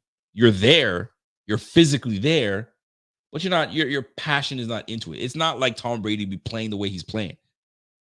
But maybe Father Time has finally caught up with him at a terrible time when he's going through an awful divorce, which I hate, man. I hate when couples break up. I'm a sucker for that type of stuff, man. When couples get to it, I want them to stay together for, you know what I mean, forever. And you got kids and all that stuff. I hate that. But it's just what it is. I heard the excuse that, well, he doesn't have Gronkowski. Fuck. I don't want to cuss today, but yo, F Gronkowski, man. F Gronkowski. Who gives a damn? What Gronkowski's going to change things up? No. Sorry, he's not. He's got younger athletic tight ends that can get the job done too. But yo, Tom Brady's looking not great. Not great. Lamar, on the other hand, looked good that game. Shout out to Lamar, man. Pay that man. He had a rookie last couple games, but you got to pay that man. You go up against, you know what I'm saying, Tom Brady. You go up against those teams, yo, you bring your A game. And that's the beautiful thing about when you're a freaking OG, triple OG GOAT like Tom Brady, even at age 45, you're going to get everyone's all. You're going to get everyone's all. And he's probably just tired. He's like, yo, I've been fending off these guys for so long. I got 7 Super Bowls to show for it in my 20 plus years of playing, which is pretty damn good, man. It's like 3/4 of his freaking career has got Super Bowls, jackass. But at the end of the day, yo, he's probably tired. He's been fending off these guys for a long time. He's tired. Yeah, fatigué. If you guys don't know what that is, look it up. Yo, mon gars est fatigué, man. He doesn't know what they're coming from left, they're coming from right. His guys are not on the same page. He's tired, man. And on top of that, you're going through your personal life. It's rough. It's rough, man. He probably's not eating. He's probably not sleeping well. You know how it is when you break up with your lady. You've been together with your lady for so long, and you're breaking up. You don't eat. You don't sleep well. There's nothing is right. You know what I mean? And now you got to sit here and lead men. You got to lead your team when your mind is not there. Sucks to be Tom Brady, man. But maybe the Bucks pull it together. But right now, it's not looking good for the Bucks because right now the Panthers have the ability to get up one game on the whole division. The Panthers and the damn Falcons are looking to be one of these guys are going to be the leader of this division soon. It wouldn't surprise me if a team gets out of that. I mean, the way it's looking like that is probably going to happen. You're going to have a 7 or 8 team win to get out of that. But that's going to win that damn division. 7-10. You know what I mean? 8-9 record. A losing record is going to get that win. Oh, my goodness. That's terrible. PJ Walker's taking over as the quarterback for the Panthers. Baker Mayfield, career is probably done. Shame. It is what it is. Bro, it's a new era in football, man. Times have changed, baby. Times have changed. But poor Poor Tom Brady, man. I feel bad for the man. I feel bad for him. But you decided to come back. You had the opportunity to leave on a high note. You went to another team. You won the Super Bowl without Bill Belichick. That was your time to say, I got this. And it was epic. You were drunk. You were doing your thing, having a good time. You know what I'm saying? You guys were throwing the Lombardi from boat to boat. That was it. That was the best way you could have signed off. But your punk ass decided to come back. Then it didn't end well. Then you came back again. Fam, you should have just let go. You should have just let it go. Let it go. But you didn't. Josh, you're right. I mean, it's two things. Either he got greedy, and I don't think it's greedy. I don't think it's greed. I think it's more, what do I do with my life after this? But he'll be fine. These guys, after football, they go right into the booth. So it's not like you missing out. Like, you don't know what you're going to do. You're still going to be part of the game. I think he just loves being the man. Like Brett Favre loves being the man. He's got the Brett Favre syndrome. I might be exaggerating because Brett Favre is very like, I'm that guy. Brett Favre would just not do it. He did not want to let go. He did not. He wanted to stay in that thing. That's Tom Brady right now. It wouldn't surprise me if Tom Brady's like, yo, I had a horrible year. I had a divorce that year. Yo, I'm motivated. I'm ready to come back. Year 46. Oh my gosh. Could you imagine? 46-year-old quarterback. Dude, this guy's going to try to play till he's 50. I better cut it out. Cut it out, Tommy. Jack, if you keep doing that, Jack's going to catch up to you and be like, yo, Dad, shut it down, big fella. Daddy, shut it down. But son, no, Dad, shut it down. But no. Puts his finger on his lips. You're done. That's what has to happen, man. Poor Tom. Poor Tom. Now, if we're going around the league, we're going to go a little bit around the league some more. Obviously, we talked last week a little bit about the Colts and what a mess it is out there. Taylor Heinicke is holding it down. Geno Smith is holding it down. I don't know what's going on in Seattle, but it's happening. Man, oh, man. We'll see how it goes out, man. We'll see how it plays out. So, folks, last but not least, I mean, if there's any around the league topics you guys want to hit, let me know now because I'm gonna go right into my pick'ems. This is it. Mike Wordle, this is what you wanted. Mike Hartle, this is what you want. You want the pick'ems. It's coming your way. But if you have any questions, concerns, things that are going on around the league, this is the time. Bring it up. It's Friday. It is Friday. Brady is the most sacked quarterback in the NFL now, just past Big Ben. I mean, dude, you've been playing for 20 freaking years. 20 years, man. You're bound to break a lot of records, good and bad. Most interceptions, most sacked. Like, I mean, it's bound to happen. I think Brett Favre has the most interceptions. But it's bound to happen. Lamar Jackson has no receivers outside of Andrews, and he struggled without him last night. Not really, because Isaiah Likely was actually doing pretty well for Lamar Jackson. Devin Duvernay turning out into a nice little receiver. But like Rashad Bateman ended up leaving the game. There was he had some guys go out of injury. But guess what? He found a way because Andrews is his main target. Andrews is no longer there. So he found a way to get it done. And he did. You got to give it up to him, man. Good shit. Good. Oh, yes. All right. The Chiefs and Toney. I'm glad y'all, but thank you, Mike. Big Mike. So the Chiefs acquired Kadarius Toney and brought him over to from the Giants. So Kadarius Toney was on the trade block last year. They were trying to get rid of him last year because, I don't know, it just wasn't working out, right? Coaching staff didn't F with him. So obviously Coach Dable comes in and it's the same thing. So they trade him. Now, for those that don't know who Kadarius Toney is, he was a slot receiver, very quick, very agile, very fast receiver, very great route runner, solid route runner, and he's a yak monster. He catch the ball and he's watch out. So now he's on the Chiefs. Now, most people might say, oh no, the Chiefs got better. Oh no, watch out. I ain't sitting here going to watch out. It's like, fam, they did. Listen, Sammy Watkins went over there. Oh, snap. He's got a real receiver now. Sammy Watkins is over there. What did Sammy do? Nada, right? Oh, snap. Josh Gordon. Oh, man. Remember Josh Gordon in the Cleveland days? He was nice. He ain't the same. We thought he was going to do some big things. Nothing. You know what I mean? So, like, it is what it is, man. It is what it is. They're trying to duplicate that Tyreek Hill void. But I don't know, man. It's out. And listen, Kadarius Toney is a very good receiver. But like now, stock is going to go down on guys like Juju Schmitty, because he's going to get less touches. The ball's going to go around. But when you have a quarterback like Pat Mahomes, any addition is a good addition, especially a guy like that can move the ball. I'm not going to hate on that, but I ain't worried about it like, oh, snap. Nah, fam. Because that little receiver ain't going to block Von Miller. That little receiver ain't going to block Greg Rousseau. I'm sorry. You know what I'm saying? So, no. When the Dolphins brought in Armstead, I was like, ooh, that's a good pickup. Cool. Protecting Tua. Giving him time. The fact that they brought Tyreek, you get shook a little bit, but then you're like, well, we got a pass rush, and we know what Tua is about. You know what I mean? Pat Mahomes is a little different story. If they strengthen up his line, which he's got a decent line right now, then it give you reason to say, oh, watch out. But nah, I ain't tripping. I ain't tripping. But good addition for them, though. Good addition. They needed something, and they went after it. Allegedly, they're trying to go after Brian Burns. They're trying to get a pass rush now. They're trying to also go after Josh Allen.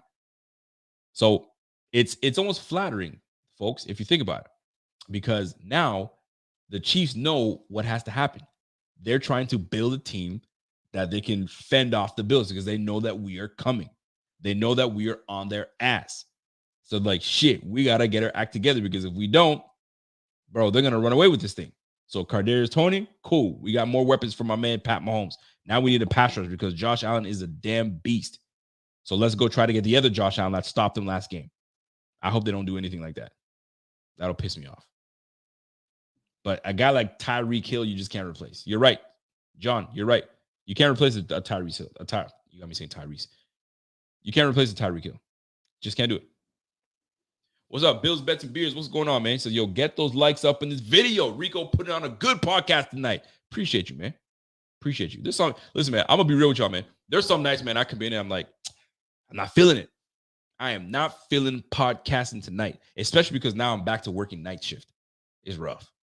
I forgot. I've been off 4 months, man, doing parental leave, and coming back to the night shift. Ooh, it's a rough one. Tuesdays are the roughest days, man. So if you guys see me like, oh, that's because, your boy didn't get that much sleep. But anyway, we back at it. I'm looking refreshed. I'm looking good. And I think we're having a great conversation today. But Kadarius Toney going to the Chiefs, it's a good addition for them. But they got to do it. They had to do it because they see what the Bills are doing. They see what we're doing over here. Better watch out. Better watch out. And you better watch out the Bills don't go ahead and add another piece. You know what I mean? We see other teams are doing their thing. I get it. So Brandon Beane's like, all right, let me see if I can add a piece here and there. So we'll see what he brings to the table on Tuesday. It may be nothing, but we're already a complete team. Like I said, we look around from defense to the offensive side to the trenches. Where's the big glaring deficiency on this team? There isn't one. There really isn't one. Running back. And at that point, we're being picky. We're being very picky. Let's be real. You know what I mean? But it is what it is. What's up, Ravi? Ravi comes in and says, yo, how great are the Bills this year? Straight. The first time Mahomes was a home dog, and the first time Rodgers is double-digit dog in his career. This team is something else. I'm telling you, man. Is it a double digit? Is it a double digit for the Bills? I gotta look that up. Let me look that up. Let me go to my ESPN app.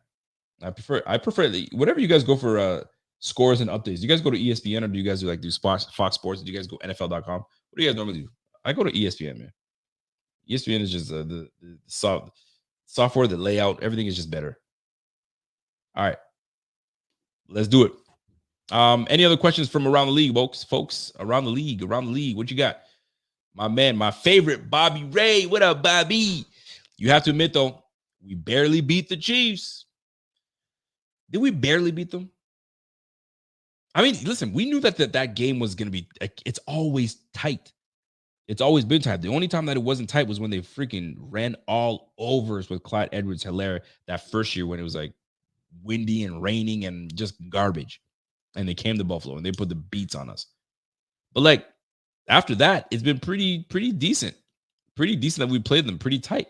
So I don't see anything changing. I think we barely beat them. I look at it as we came back and put the points and we stopped them. Right? That's what we need to do. We went down the field and scored and said, okay, now we got it. Now is your turn. What you got?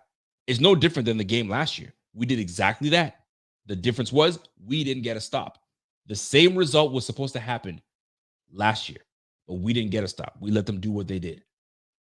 The difference the last game was we actually caused a turnover. We got a stop and we ended it. We walked down there and put it on their ass. And then they tried to do the same to us. And we said, nah, no mas, not happening. Teron Johnson was like, I got you. In tow. But yeah, barely getting away with it. I don't know if I want to call it barely getting away with it. I think we're better than that. My man Josh says, cannabis should be allowed to be used when players are not at work. It is proven anti-inflammatory, stronger than ibuprofen. It can help injuries heal as well as have other benefits. Well, the league has their rules, man. The league is the league. They don't want you doing that. They don't want you doing that. That's what it comes down to. My man, my favorite guy, Bobby. What up, Bobby? My favorite guy. We're gonna see how our right tackle pans out. Well, here's the deal, man. I don't know who's pass rushing from the Packers, and you know what? Let me see if my man Lionel he's a Packers fan, and I'm gonna call him right now. And he's probably, what is it? Is he working right now? He's probably gonna pick up the phone. He better pick up the phone. If he doesn't, he doesn't. I'm gonna ask him if he's got time to talk. You got time to talk, Lionel? There we go. We ringing.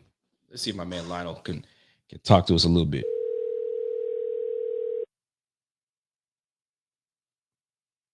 If he doesn't pick up, it's all good.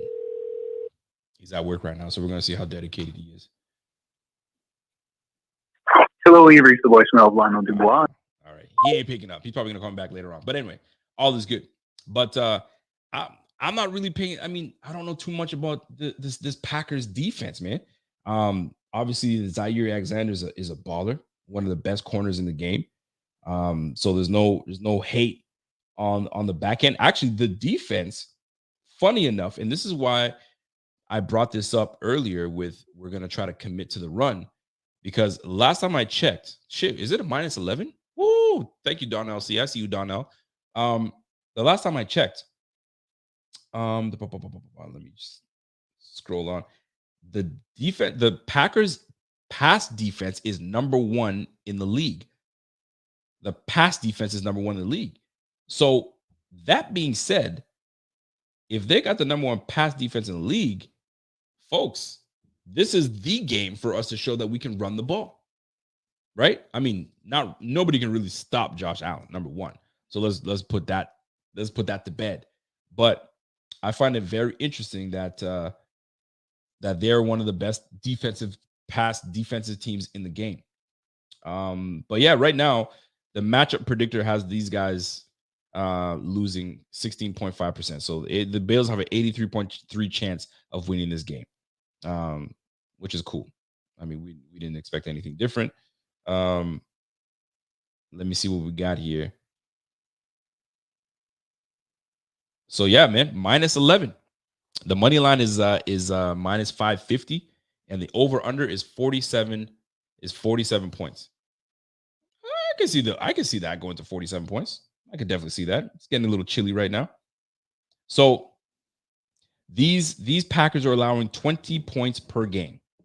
20 points per game, and you're not doing that. So hear me out. I was listening to satellite radio, and I think it was Ed McCaffrey, Easy Ed McCaffrey, and Solomon Wilcots talking, and I'm gonna go. By the way, folks, I'm gonna go through the Packers defense to kind of really go through their pass rush, and I want to see what their roster is like. But hear me out on this, right? So Ed McCaffrey had a statistic, and he's like, man, I dove into this, and I was looking at the average, what the high point of points per game is, what the low point of points per game is, and what the median, right? And 80% of teams are winning their games if they score more than 22 points. I hope I'm saying this correctly, right? You're scoring more than 22 points a game, you're 80% chance you're winning that game, right? And if you look at the league right now, there are 2 teams that are scoring 22 points a game, and they're like 500-ish. There are 15 teams or 17 teams that are scoring less than 22 points and are not doing well. And then you've got the teams that are scoring above, and they're doing, and it's great. So the Packers, let's look at the Packers right now. The Packers right now are averaging 20.9 points a game. Their record, 3-4. Not good. The Bills, on the other hand, are averaging 29.3 points a game. Their record, 5-1. So maybe there's some merit to what Ed McCaffrey was talking about, right? But we'll get into that a little bit more. Shout out to my man Silas Whittle, my guy. The Packers defense is number 1 against the pass. Yes. Okay. So I was correct. So the Packers defense is number 1 against the pass, but they only have 2. Hold on, my man Lionel. I'm going to read that in just a second, right? Lionel Dubois. Woodley Bellany. How are you, my friend? I'm doing well, sir. Listen, I have you on my podcast right now live. Are you able to give me 3 minutes of your time? I'm able to give you 3 minutes of my time. Absolutely. My guy, Lionel Dubois. Okay, so hear me out. The Bills are going up against, obviously, you guys are coming to Buffalo, and I want to know your thoughts. Are you confident that the Packers could give us some issues? Could they come in and upset the Bills in Buffalo? Or are you like, nah, there's no hell we're doing anything? Well, a couple of things. The first thing that they need to do is they need to get to Mr. Josh Allen. And I think that stems in your right tackle. And that stems in Rashawn Gary having a monster of a game. I think that Jair Alexander on Stefan Diggs needs to happen all over the field. If Josh doesn't have time to throw the ball, then it becomes an issue. Where the Packers are where I'm more vulnerable in all this thing is Josh Allen's legs. That'd be number 1. Number 2 is our line has not looked good over the last little bit. So there comes your pass rushers on Mr. Happy Feet, Aaron Rodgers, who is not comfortable with his wide receivers and who will be missing Allen Lazard this weekend as well. So do I sense an upset special? No, I don't. But, it is the NFL. And if you guys are overconfident coming off a bye week and struggle a little early on, then you're going to give my Packers a little bit of an opportunity to smell an upset out there. Oh, boy. So tell me about your run game. So you've got one of my favorites, A.J. Dillon. I'm a big fan of A.J. Dillon. And you got Aaron Jones. Aaron Jones is not happy out there because he's just not getting the touches. What's going on with that dynamic in the backfield? So totally agreed. Aaron Jones is not getting the ball enough. He is our number 1 playmaker on offense right now. And for some reason, they've decided to not include him in the game plan as much as possible. A.J. Dillon has got cement feet this year for some reason. I don't know why. He's just not as spry as he was last year. So he's part of the problem right now. He can't get off. He's not making decisive cuts. He's getting tackled too easily. Mm-hmm. But Aaron Jones, on the other hand, has been looking absolutely fantastic, but they're not giving him the ball enough. And that's the problem. So I'm looking at the injury report, and one guy that has highlighted your injury report is Allen Lazard. With Allen Lazard being back, one of your veteran receivers, how do you feel about the young guys coming in? I know Sammy Watkins is returned, but what's up with the receiving room? Your quarterback was calling them out, saying if they don't know their plays, pretty much get them off the field. Yeah, I agree with some of that. The problem is he needs to point the finger at himself too. There's some easy throws out there that he has not been making, and he hasn't been pointing himself right. So to me, that's a little bit of a prima donna on his part. Yep. But the first play of the year, Christian Watson was available on a deep bomb, and he dropped the ball. against the Minnesota Vikings. Yep. And that's pretty much sums up the younger guys right now. Is they're not in sync, and Aaron Rodgers won't throw interceptions because he just doesn't. But if he doesn't trust his people either, he'll hold on to the ball a little longer than he should. And he's going to take sacks. And that's the thing. And he will take a sack here and there for sure. He absolutely will. Now, I'm looking at the injury report, and I see Rashawn Gary was he's concussed. So there's a potential. He was. So there's potential that he won't play, but as of Matt LaFleur, as of this morning, said that he has not cleared it as of 7 a.m., but he is on his way to clearing it. Okay, so he'll play. He's going to play. All right. So a couple more things, and I'll let you go, sir. What is your biggest concern in this game? Our offense hasn't shown up in the last 5 games. That's my biggest concern. Is I need to see that offense in sync. I need Aaron Rodgers to trust his offensive linemen, and then to be able to either dump off to the wide receivers, to the running backs, incorporate Aaron Jones. If Aaron Jones touches the ball 30 times or 25 times, I'll say, because in the last few weeks it's been like 12 or 11. Right. If that number is north of 20, I think we have a ball game. Oh, so I have a feeling you believe that these Packers can come in, and you may not be saying it, but I believe that you feel that they're in this. They're in this to win. So I'm going to tell you this, is that when you count people out, the opposite tends to happen. So I need some overconfidence on your side, right? Coming off a big victory over the Chiefs, a week off. They're hearing they're the best team in the NFL, pumping their own tires. The Packers are coming in. They're wounded. They lost to the Giants, the Jets, the Redskins. What's happening, right? Right. So you keep hearing all that stuff, then you're right. All of a sudden, poof! You get punched in the mouth, right? And if you get punched in the mouth nice and early, then what? How do you react? Well, we're about to find out this Sunday night. It's gonna be a fun one. It's gonna be a fun one. Lionel, it should be. Lionel, you are the man. I appreciate you always. How's the shift coming along? It's coming along great, buddy. Excellent. Trying to get out of here. You know how it goes, eh?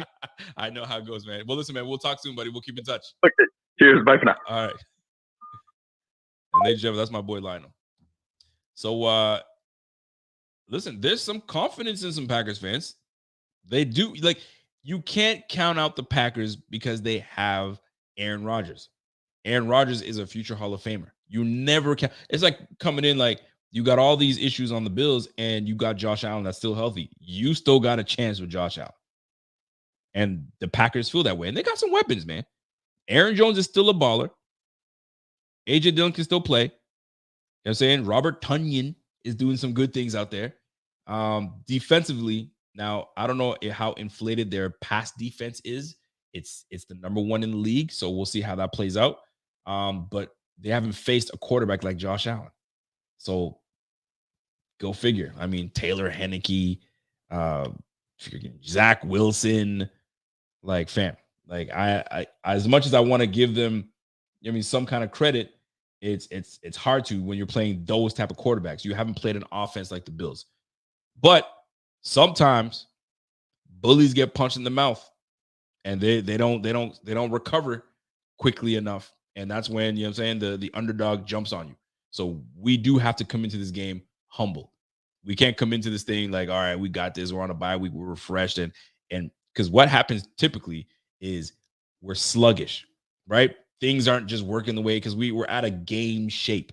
So it may take us some time to get through it. Or we're like a well-oiled machine. It's like we never took a break.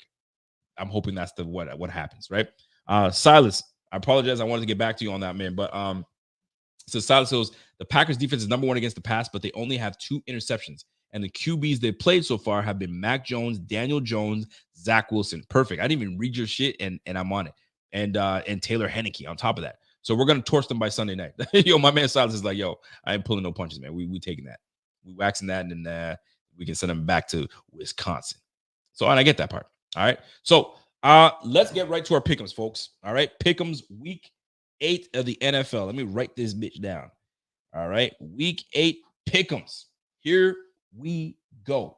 So Baltimore Obviously, the Baltimore game just happened. Baltimore beat Tampa, so that's out of there. So let me just put that. The Baltimore won.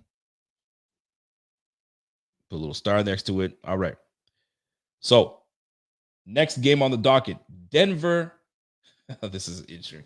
Denver against the Jacksonville Jaguars. Here's the matchup predictor has this pretty much 50-50. They say the Jacksonville Jaguars have a 51.2% chance to win this game. Yikes. All right. So here's what the pick center has it as. All right. So the spread right now is Jacksonville minus 2.5. The money line is 135, and the over under is 40.5. Who do we like in this Denver Jacksonville game? This game, honestly, they're right. This is a 50-50, really a pick 'em. This is a toss-up. I want to pick Denver. Why? Because Denver should not be losing these games. They shouldn't be. They got a good defense. They got good receivers. They have a horrible head coach. And Russell Wilson is playing like a bum. And we know he's not a bum. Now, on the flip side, Jacksonville's got Travis Etienne that's going to be taken over. And by the way, I hate when people say Travis Etienne. Ugh. It's Etienne. It's a French name. All right. But he probably says, you Americans, you guys make me laugh. Anyway, Travis Etienne is the lone back. They traded James Robinson to the Jets. So it's Sunshine, Trevor Lawrence. With Travis Etienne, you got Zay Jones leading the way.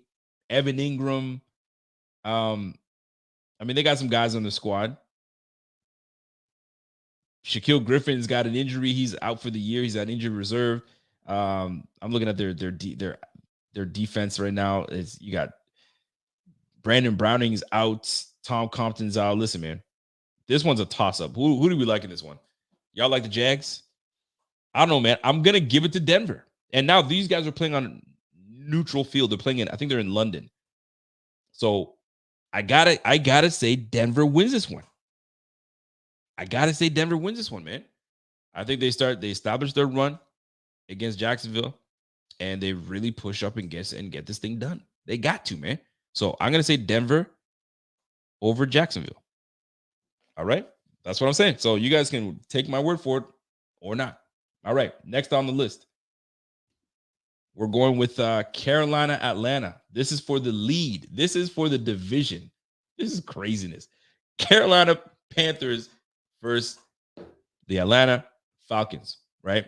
You got PJ Walker leading the way against Marcus Mariota. I'm going to take the Atlanta Falcons for this game. The Atlanta Falcons, I just think that there's something about the Atlanta Falcons that I just think they have it over the Panthers. The Panthers, they came off a win last week. It was cool and all, but like I think they're gonna come back to reality, and I think I think Atlanta takes this one. How do you guys feel about that? You guys like Atlanta? You guys with me? Atlanta takes this one. All right, you guys are with me. Atlanta, hot Atlanta. Let's go. So number 4, and here's the thing: they got Atlanta has a 69% chance winning this game. This is a -4 for Atlanta. -210 is the money line, and 41 is the over under. So jump on that one if you like that -4. I like that -4 one. I'd throw that in a parlay. -4. Let's go. Let's see here. Moving on to the next game. Next game on the docket. Ooh, this is a tough one. I mean, it could be a tough one. Dallas Cowboys facing Justin Fields and the now 3-4 Chicago Bears. The Dallas Cowboys are 5-2. They've been looking pretty good. They came off of a lucky win defensively. They came out and beat Atlanta. They beat the brakes off. The Detroit Lions, but the Detroit Lions are the Detroit Lions. I mean, there's nothing else for me to tell you. So, Chicago Bears. Justin Fields is playing much better. They got him out of the pocket. He was looking like a mobile quarterback that could do some things with his legs. But they don't give a damn. Vegas is like, don't care. Dallas Cowboys, 85% chance to win this game. -10 is the spread.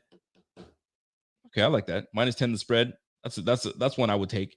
And money line is 480. 42.5 is the over under. Elliott is out. I see that. Big time being. But guess what? Guess who's in? Tony freaking Pollard. It's gonna be the Tony Pollard game. If you guys don't know about Tony Pollard, y'all better recognize, man. Tony Pollard is that dude. He is that dude. So watch out. I take Cowboys. I'm taking the Cowboys over the Bears. Cowboys over the Bears. I just don't think they have enough. And they just got rid of their pass rusher. No, it's just not happening. Not happening. Next on the docket. Let's move on. Next onto the docket. Let's go. So we got Atlanta. This is a good one. Here we go, folks. Miami and the Detroit Lions. Could the Detroit Lions muster a win at home against Miami, Tua, and then boys coming to town? So right now, they got Miami with a 65% chance win. The spread is -3.5 with the money line being 190. Over under 51.5 points. Because Detroit can score. Detroit can score now. And I mean, the Miami Dolphins can let some balls get behind them. So who do we like? You like Detroit or do you like Miami? Does Miami continue to work on Tua again another win? Right now they're 4-3. They went on a 3-game losing streak. They're picking up steam right now. I see a lot of people picking the Lions. Oh my gosh, what's going on? Are you guys just hating, or you guys actually think the Lions will beat the damn Miami Dolphins? What? I'm gonna let you pick this, guys. This is the crowd pick. I gotta put that crowd pick. You guys say Detroit over Miami. I'm letting you guys see that because I see a lot of Detroit. So is that your upset of the week? Because that's not my upset of the week. I may come back to it, but I don't know. I think Miami's gonna take this one. But Detroit over Miami, that's a crowd pick. I put CP right there. I'm going to see how that plays out. All right, here we go. Next on the list. And by the way, if you guys appreciate these pick'ems and if it's fun for you guys, show me a thumbs up in the chat right now. Do a thumbs up. If you don't like them, if this is boring, but you're still here, show me a thumbs up anyway. No doubt about it. Even though it's boring, you're still showing love. I love that. Let's keep rocking. Here we go. Let's go to the next one. This is an interesting one. I think I know who I like in this game, but I'll see if you guys agree with me on this one. So here's the deal: Arizona Cardinals at Minnesota Vikings. The Vikings are 5-1 and the 3-0 at home, and the Arizona Cardinals getting back DeAndre Hopkins, which is a big deal. They're 3-4 and 2-1 away at that's right. They're 2-1 at home. So here's the deal. They've got the Arizona Cardinals in a bad position. Minnesota has a 58.9% chance to win this. And guess what? The spread, -3.5. The money line, $1.90, -190 for the Vikings, and +158 for the Cardinals. And the over-under is 49 points. I like the freaking Vikings in this one, man. I don't care. I'm not really. I think that was just a fluke win last week for the Cardinals. I think Minnesota has got a lot to prove this year, and I am taking the Vikings over the Cardinals. How y'all feel? Are you guys with me on that one? Vikings take this? Vikes. I see a lot of Vikes. Skull. I like it. I'm going Vikings. Let's go. I like it. Let's roll with it. All right. Next on the docket. Ooh, this is a good one. Raiders, New Orleans. So Dennis Allen, head coach for the freaking Saints. I just found out who the damn coach was because I didn't know who it was. He's picking Andy Dalton to be the quarterback. What? I mean, I don't get it. Like, you brought this guy to be the backup. So what you're telling me straight up is that Jameis Winston ain't shit. And you don't care. Oh, he's more calm behind the center. Boy, please, man. Andy Dalton is Andy Dalton. We know it. We know what Andy Dalton brings to the table. All right, then. So they got this one. Las Vegas has a 57.6 chance to win this game.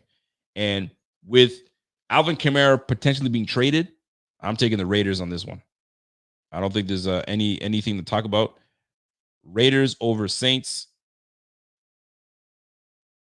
Taysom Hill is cool and all, but I just don't see it. Josh Jacobs has been just he's been just a menace.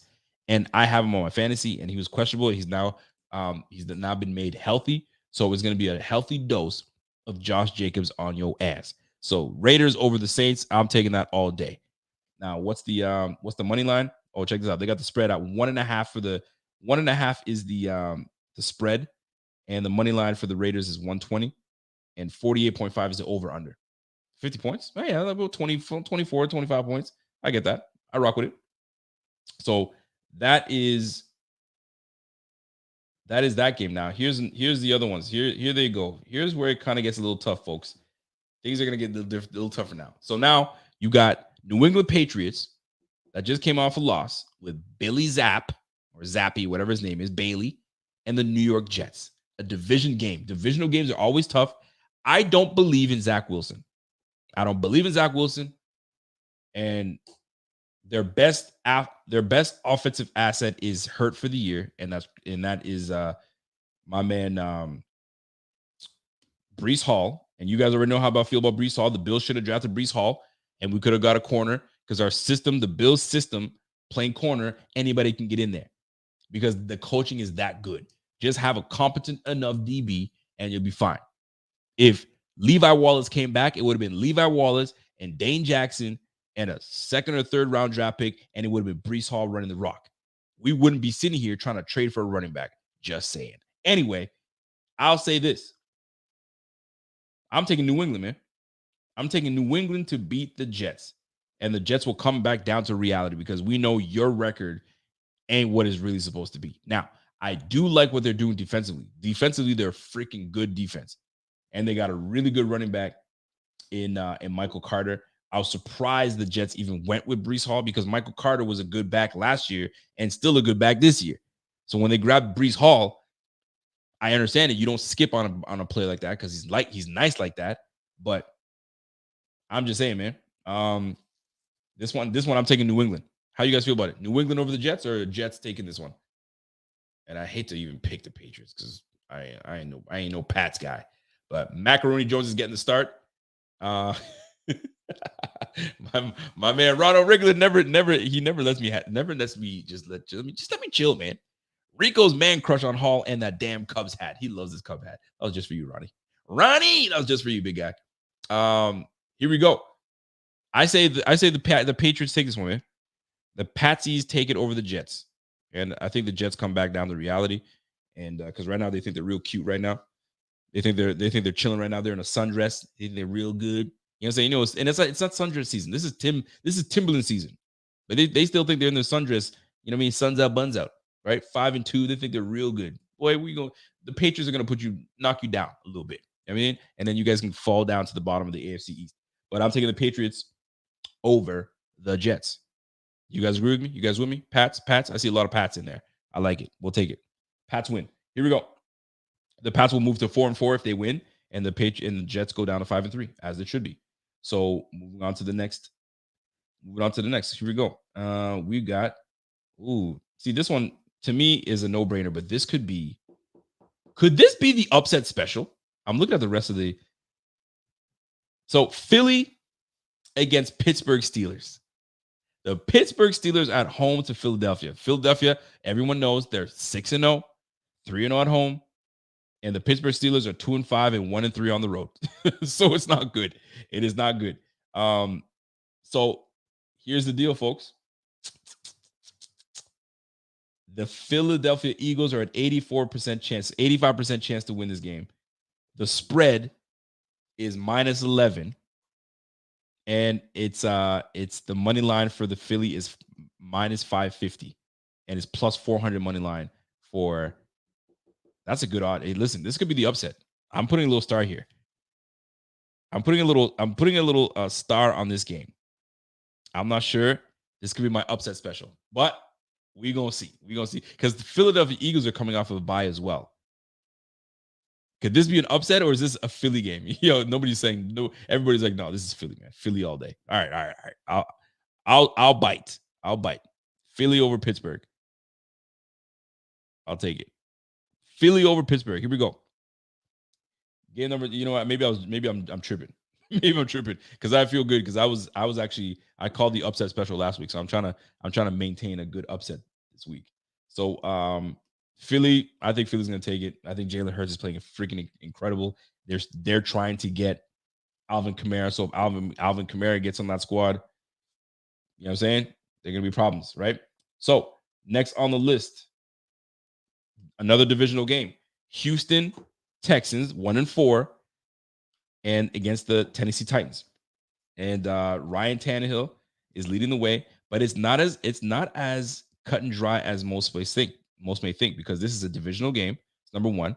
And right now, Vegas has this as 2.5 spread. This is a 2.5 spread. And Dameon Pierce is running the hell out of this football, but they're going up against Derrick Henry. And Derrick Henry's got 536 yards rushing this year, and Dameon Pierce has 504 rushing yards with 3 touchdowns. Folks, what are we doing here? Do we like this? Are we going for it? Who do we like? I'm trying to see what the chat is saying, man, because this one could be an upset special, but Tennessee's they're getting on a roll, and I think they're way better coached. I think I'm going to go Tennessee with this one. I think it's about coaching at this point. Martin Hernandez says 27-24 Houston. Bills game was their wake-up game. I think so too. I think Titans win. I think Titans are on something right now. We absolutely embarrassed them on national TV, and they're not having it. So I say Titans over the Houston Texans. Houston is a good story, but it's just not good enough for me. All right, and we're going. Oh God, somebody said that there was an ugly game earlier. This is the ugliest game of the week. Washington versus the Colts. You got Sam Ehlinger. I think I'm saying his name right. Sam. What's his name? Ehlinger? Who cares? Sam Ehlinger is running the show for the Colts. They pretty much said, Frank Reich was like, yo, it's my job or I'm benching you. So I'm going to choose me over you. You're benched. This is a hideous game. They got really nice weapons on this Commanders team. And they got Commanders with a 51.8% chance to win this game. And right now, they got the upset. Well, see, Colts are at home. So they got Washington Commanders +3. So it's -3 for the Colts to win this game. I don't know, man. This one's a toss-up. How you guys feel about this one? You like the Commanders over this, or do you like the Colts? Jeff B says, yo, the Colts are done. They're done. Well, listen, man. They got a new quarterback. And the quarterback that they have is Sam Ehlinger, because you guys don't know about him. But Sam Ehlinger, is very mobile. He's a very mobile quarterback. And I wouldn't say he's mobile. He's not very mobile, but he's more mobile than freaking Matt Ryan. And Jonathan Taylor is healthy. They might try to establish themselves in the run and then show a dominant effort. And right now, the Colts need this win. They absolutely need this win if they want to stay in contention in the AFC South. So I'm going to give I hate even to do this, but the Colts will win this game over the I say the Colts win it over Tyler Heineke and the Commanders. And I'll tell you why. The Colts defense is still damn good, and they got a really good pass rush. And they got Stephon Gilmore that's over there still. And Stephon Gilmore can play. So I'm gonna give it to the Colts over Tyler Heineke and them boys. So give me the Colts over the Commanders. All right. We're near the end, folks. We're near the end. You're rocking with me. Thank you very much for rocking with me. Here we go. Here we go. What do we got? Here we go. So, this is a tough one. San Francisco at LA Rams. The Los Angeles Rams. So you got San Fran. This one is a toss-up. They got San Francisco with a 53.2% chance to win this game.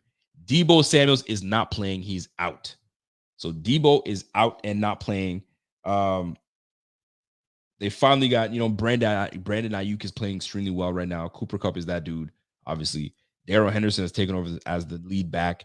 Jeff Wilson is going to be playing, but you're going to see Christian McCaffrey part of this mix. So that might be what gives them the edge.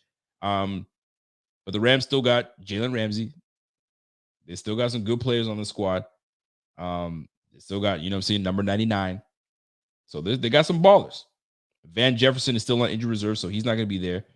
So, folks, right now you got San Francisco scoring 19 points a game, and you got LA scoring 21 points a game. So both teams are not playing well this year. So, and this is probably for what? Actually, this is not the lead. Seattle's leading the freaking division. So, folks, who do we got? You taking the Rams? Jimmy G versus Stafford? What a terrible game. Ugh. I'm not a fan of Stafford's game right now. Niners run defense. Listen, Niners defense and Niners running. I'm going to take the Niners, if anything. I'll say Niners over the Rams. I'm taking that. I know AD is nice, but they got Jimmy G is going to control this game. He's going to manage this game. I say 49ers win this game. And here's the deal. They have look at the spread. The spread is even. The spread is even. That's how much they don't know. The spread is even, and the money line is 110 on both sides. And they're saying 42 points. So, and the Rams are home. So the away team is the one that's taking it. I'm taking 49ers, man. Give me 49ers in the run game and a good defense. Give me that. And listen, and at the end of the day, here's what the big X factor is. Matthew Stafford. Matthew Stafford he takes too many sacks and he throws way too many interceptions. And you're only scoring 21 points a game. Sean McVay, fix it. Because you ain't doing shit over there. You ain't doing shit. So give me the Niners. Niners over the Rams. All right. And we got a couple more, and that's it, folks. And last game of the week. This is no, this is not last game of the week. Hold on a sec. We got Giants and Seattle. Seattle's at home. They're 4-3. They lead the division in the AFC in the NFC West. You got the Giants that are 6-1, and they're second place in their division behind the Philadelphia Eagles. So, what do we got? Excuse me. Yeah, that's exactly right. So, we got the Seattle Seahawks have a 56.8% chance to win this game. Geno Smith is not going to be thrown to DK Metcalf. He's hurt. He's out of there. Marquise Goodwin is what's leading the way right now. So he's their guy. And then obviously you got Tyler Lockett. And Kenneth Walker is running the ball out there. That boy is, and I have him on my special team, on my team. I got Kenneth Walker and I have Josh Jacobs on my fantasy team. Let's go. So, and then Geno Smith is going up against Daniel Jones. So who do you trust? Saquon Barkley. Oh, this is going to be a good game, man. Saquon Barkley versus Kenneth Walker. You got Geno Smith and Daniel Jones. What? I prefer watching this game than freaking watching the Colts and Commanders, for crying out loud. So here's what they got the money line. The money line, they got it at -3 for Seattle, -165 money line, and 44.5 over under. What do you guys think? You guys like Seattle? You like the Hawks in this one? Is this the time that the Giants suffer their first loss in a long time? Is Dable's, his glass slipper going to fall off or what? What's going on, fellas? Talk to me now. This one, I don't know, man. I don't know about this one. I like Saquon Barkley. Saquon Barkley's running like a monster, but I like Kenneth Walker. Kenneth Walker is running great, and Geno Smith is playing very well, but they don't have DK Metcalf. That's a tough one, man. How do you listen? I'm going to let the crowd pick this one. I'm letting the crowd pick this one. So I'm looking at it. Let me look at I'm scrolling through the chat. Is it Seattle or is it the Giants? My man Ravi says, yo, these two are good teams, man. Someone has to lose. Give it to the home team. That's what Vegas is saying, -3. Yo, you know what? Because I was gonna make this my upset of the week, but it's not really an upset. This is like it's like right on there. It's like a 50-50 shot, toss up. So listen, let's go. Let's give it to the home team. I see a lot of people saying Seattle. Geno's top 5 QB in the NFC. Let's go Seattle. Let's go Hawks over the G-Men. So Hawks over the G-Men, and then let me see if there's any other games that we missed. Did I miss any games? Oh, yep. We got one more game. One more game. Well, 2 more games, really. So Buffalo, obviously, we're going to take Buffalo over Green Bay. I'll talk about the spread in just a moment. But the last game is Cincinnati, Cleveland. Jamar Chase is out. Burrow is my quarterback for fantasy. And Jamar and him have had a connection. T. Higgins is coming in. So, and I need Tyler Boyd to have another big game. But Cleveland is 2-5, man. Cleveland is 2-5 and 1-3 at home. And we got a couple more weeks until, actually several more weeks until Deshaun Watson comes back. So it's going to be his team. It's going to be his team. But right now, the Cincinnati Bengals are hot right now. So I'm going to go Cincy over the Cleveland Browns. Now, I like the Cleveland Browns because of what they present in the run game. But that's as far as it goes, man. They're known for their run game, and their pass game is just all right. I mean, what are they averaging? These guys are averaging 18 points a game. The Bengals are 18.9 points a game, and what? Am I reading this right? And 20. Okay, no, excuse me. The Bengals are averaging 24.7 points a game, and the Browns are averaging 24 points a game. 24 points a game, but they're 2-5. I'm going Cincy. Cincy over the Cleveland Browns. It's a divisional game. You know, both teams want this. They're trying to stay in contention, but at the end of the day, Ravens right now are taking it, are leading, and they just had a huge win. So I'm going to take Cincy over the Browns, and Buffalo obviously over Green Bay. And I want to see what the spread is for Buffalo over Green Bay, because I didn't see it. Was it double digit? Are we minus 11? I wanted to see what they had in store for us. So the Bills, we got an 83% chance. Yes, it was minus 11, 550. All right, we got that. So that's it, folks. There's our pick'ems. I didn't want to rush through it, but I tried to kind of rush through it. But there it is, folks. So we're gonna see how we do Tuesday on the Tuesday show and see how well we do. 15 game slate, Bills included, and we'll see. So if I'm gonna pick my upset special, the upset special, you guys picked Detroit over Miami. I gotta circle that one because that was you guys. I let you guys pick that game. If I'm gonna pick an upset somewhere, I'm gonna say I'm gonna go for it, man. Pittsburgh over Philly. I don't want to do, but I feel like that would be the biggest upset. Mike Tomlin going over there. It's, you know what I mean, Pittsburgh. I don't know, man. I think I might take that as my upset special. I'm gonna just do it. F it. Upset special. Pittsburgh takes it to the Philadelphia Eagles, and then we're like, what? Philly was just a bunch of smoke. George Pickens goes off, and we're doing it. Minka Fitzpatrick gives his problems. You know what? I'm bullshitting myself. I can't see Pittsburgh beating Philly. I can't do it, man. I tried to talk myself into it. Can't do it. I can't do it. Won't do it. So I think I'm gonna go Giants over Hawks because the Hawks are at home. I'm gonna go to Giants. I think Brian Dable continues to, you know what I mean, to be that team. Upset special. And it's really not really an upset, but it is what it is. So Giants over the Seahawks, and that's that upset. Oh, Chicago Bears over the Chicago Bears over. No, Chicago. Who's Chicago playing? Chicago's playing Dallas Cowboys. And that would be a good upset special too. You know what? Let me change that, man. You just got me thinking. I don't think Dak is that nice. Dak is playing like garbage.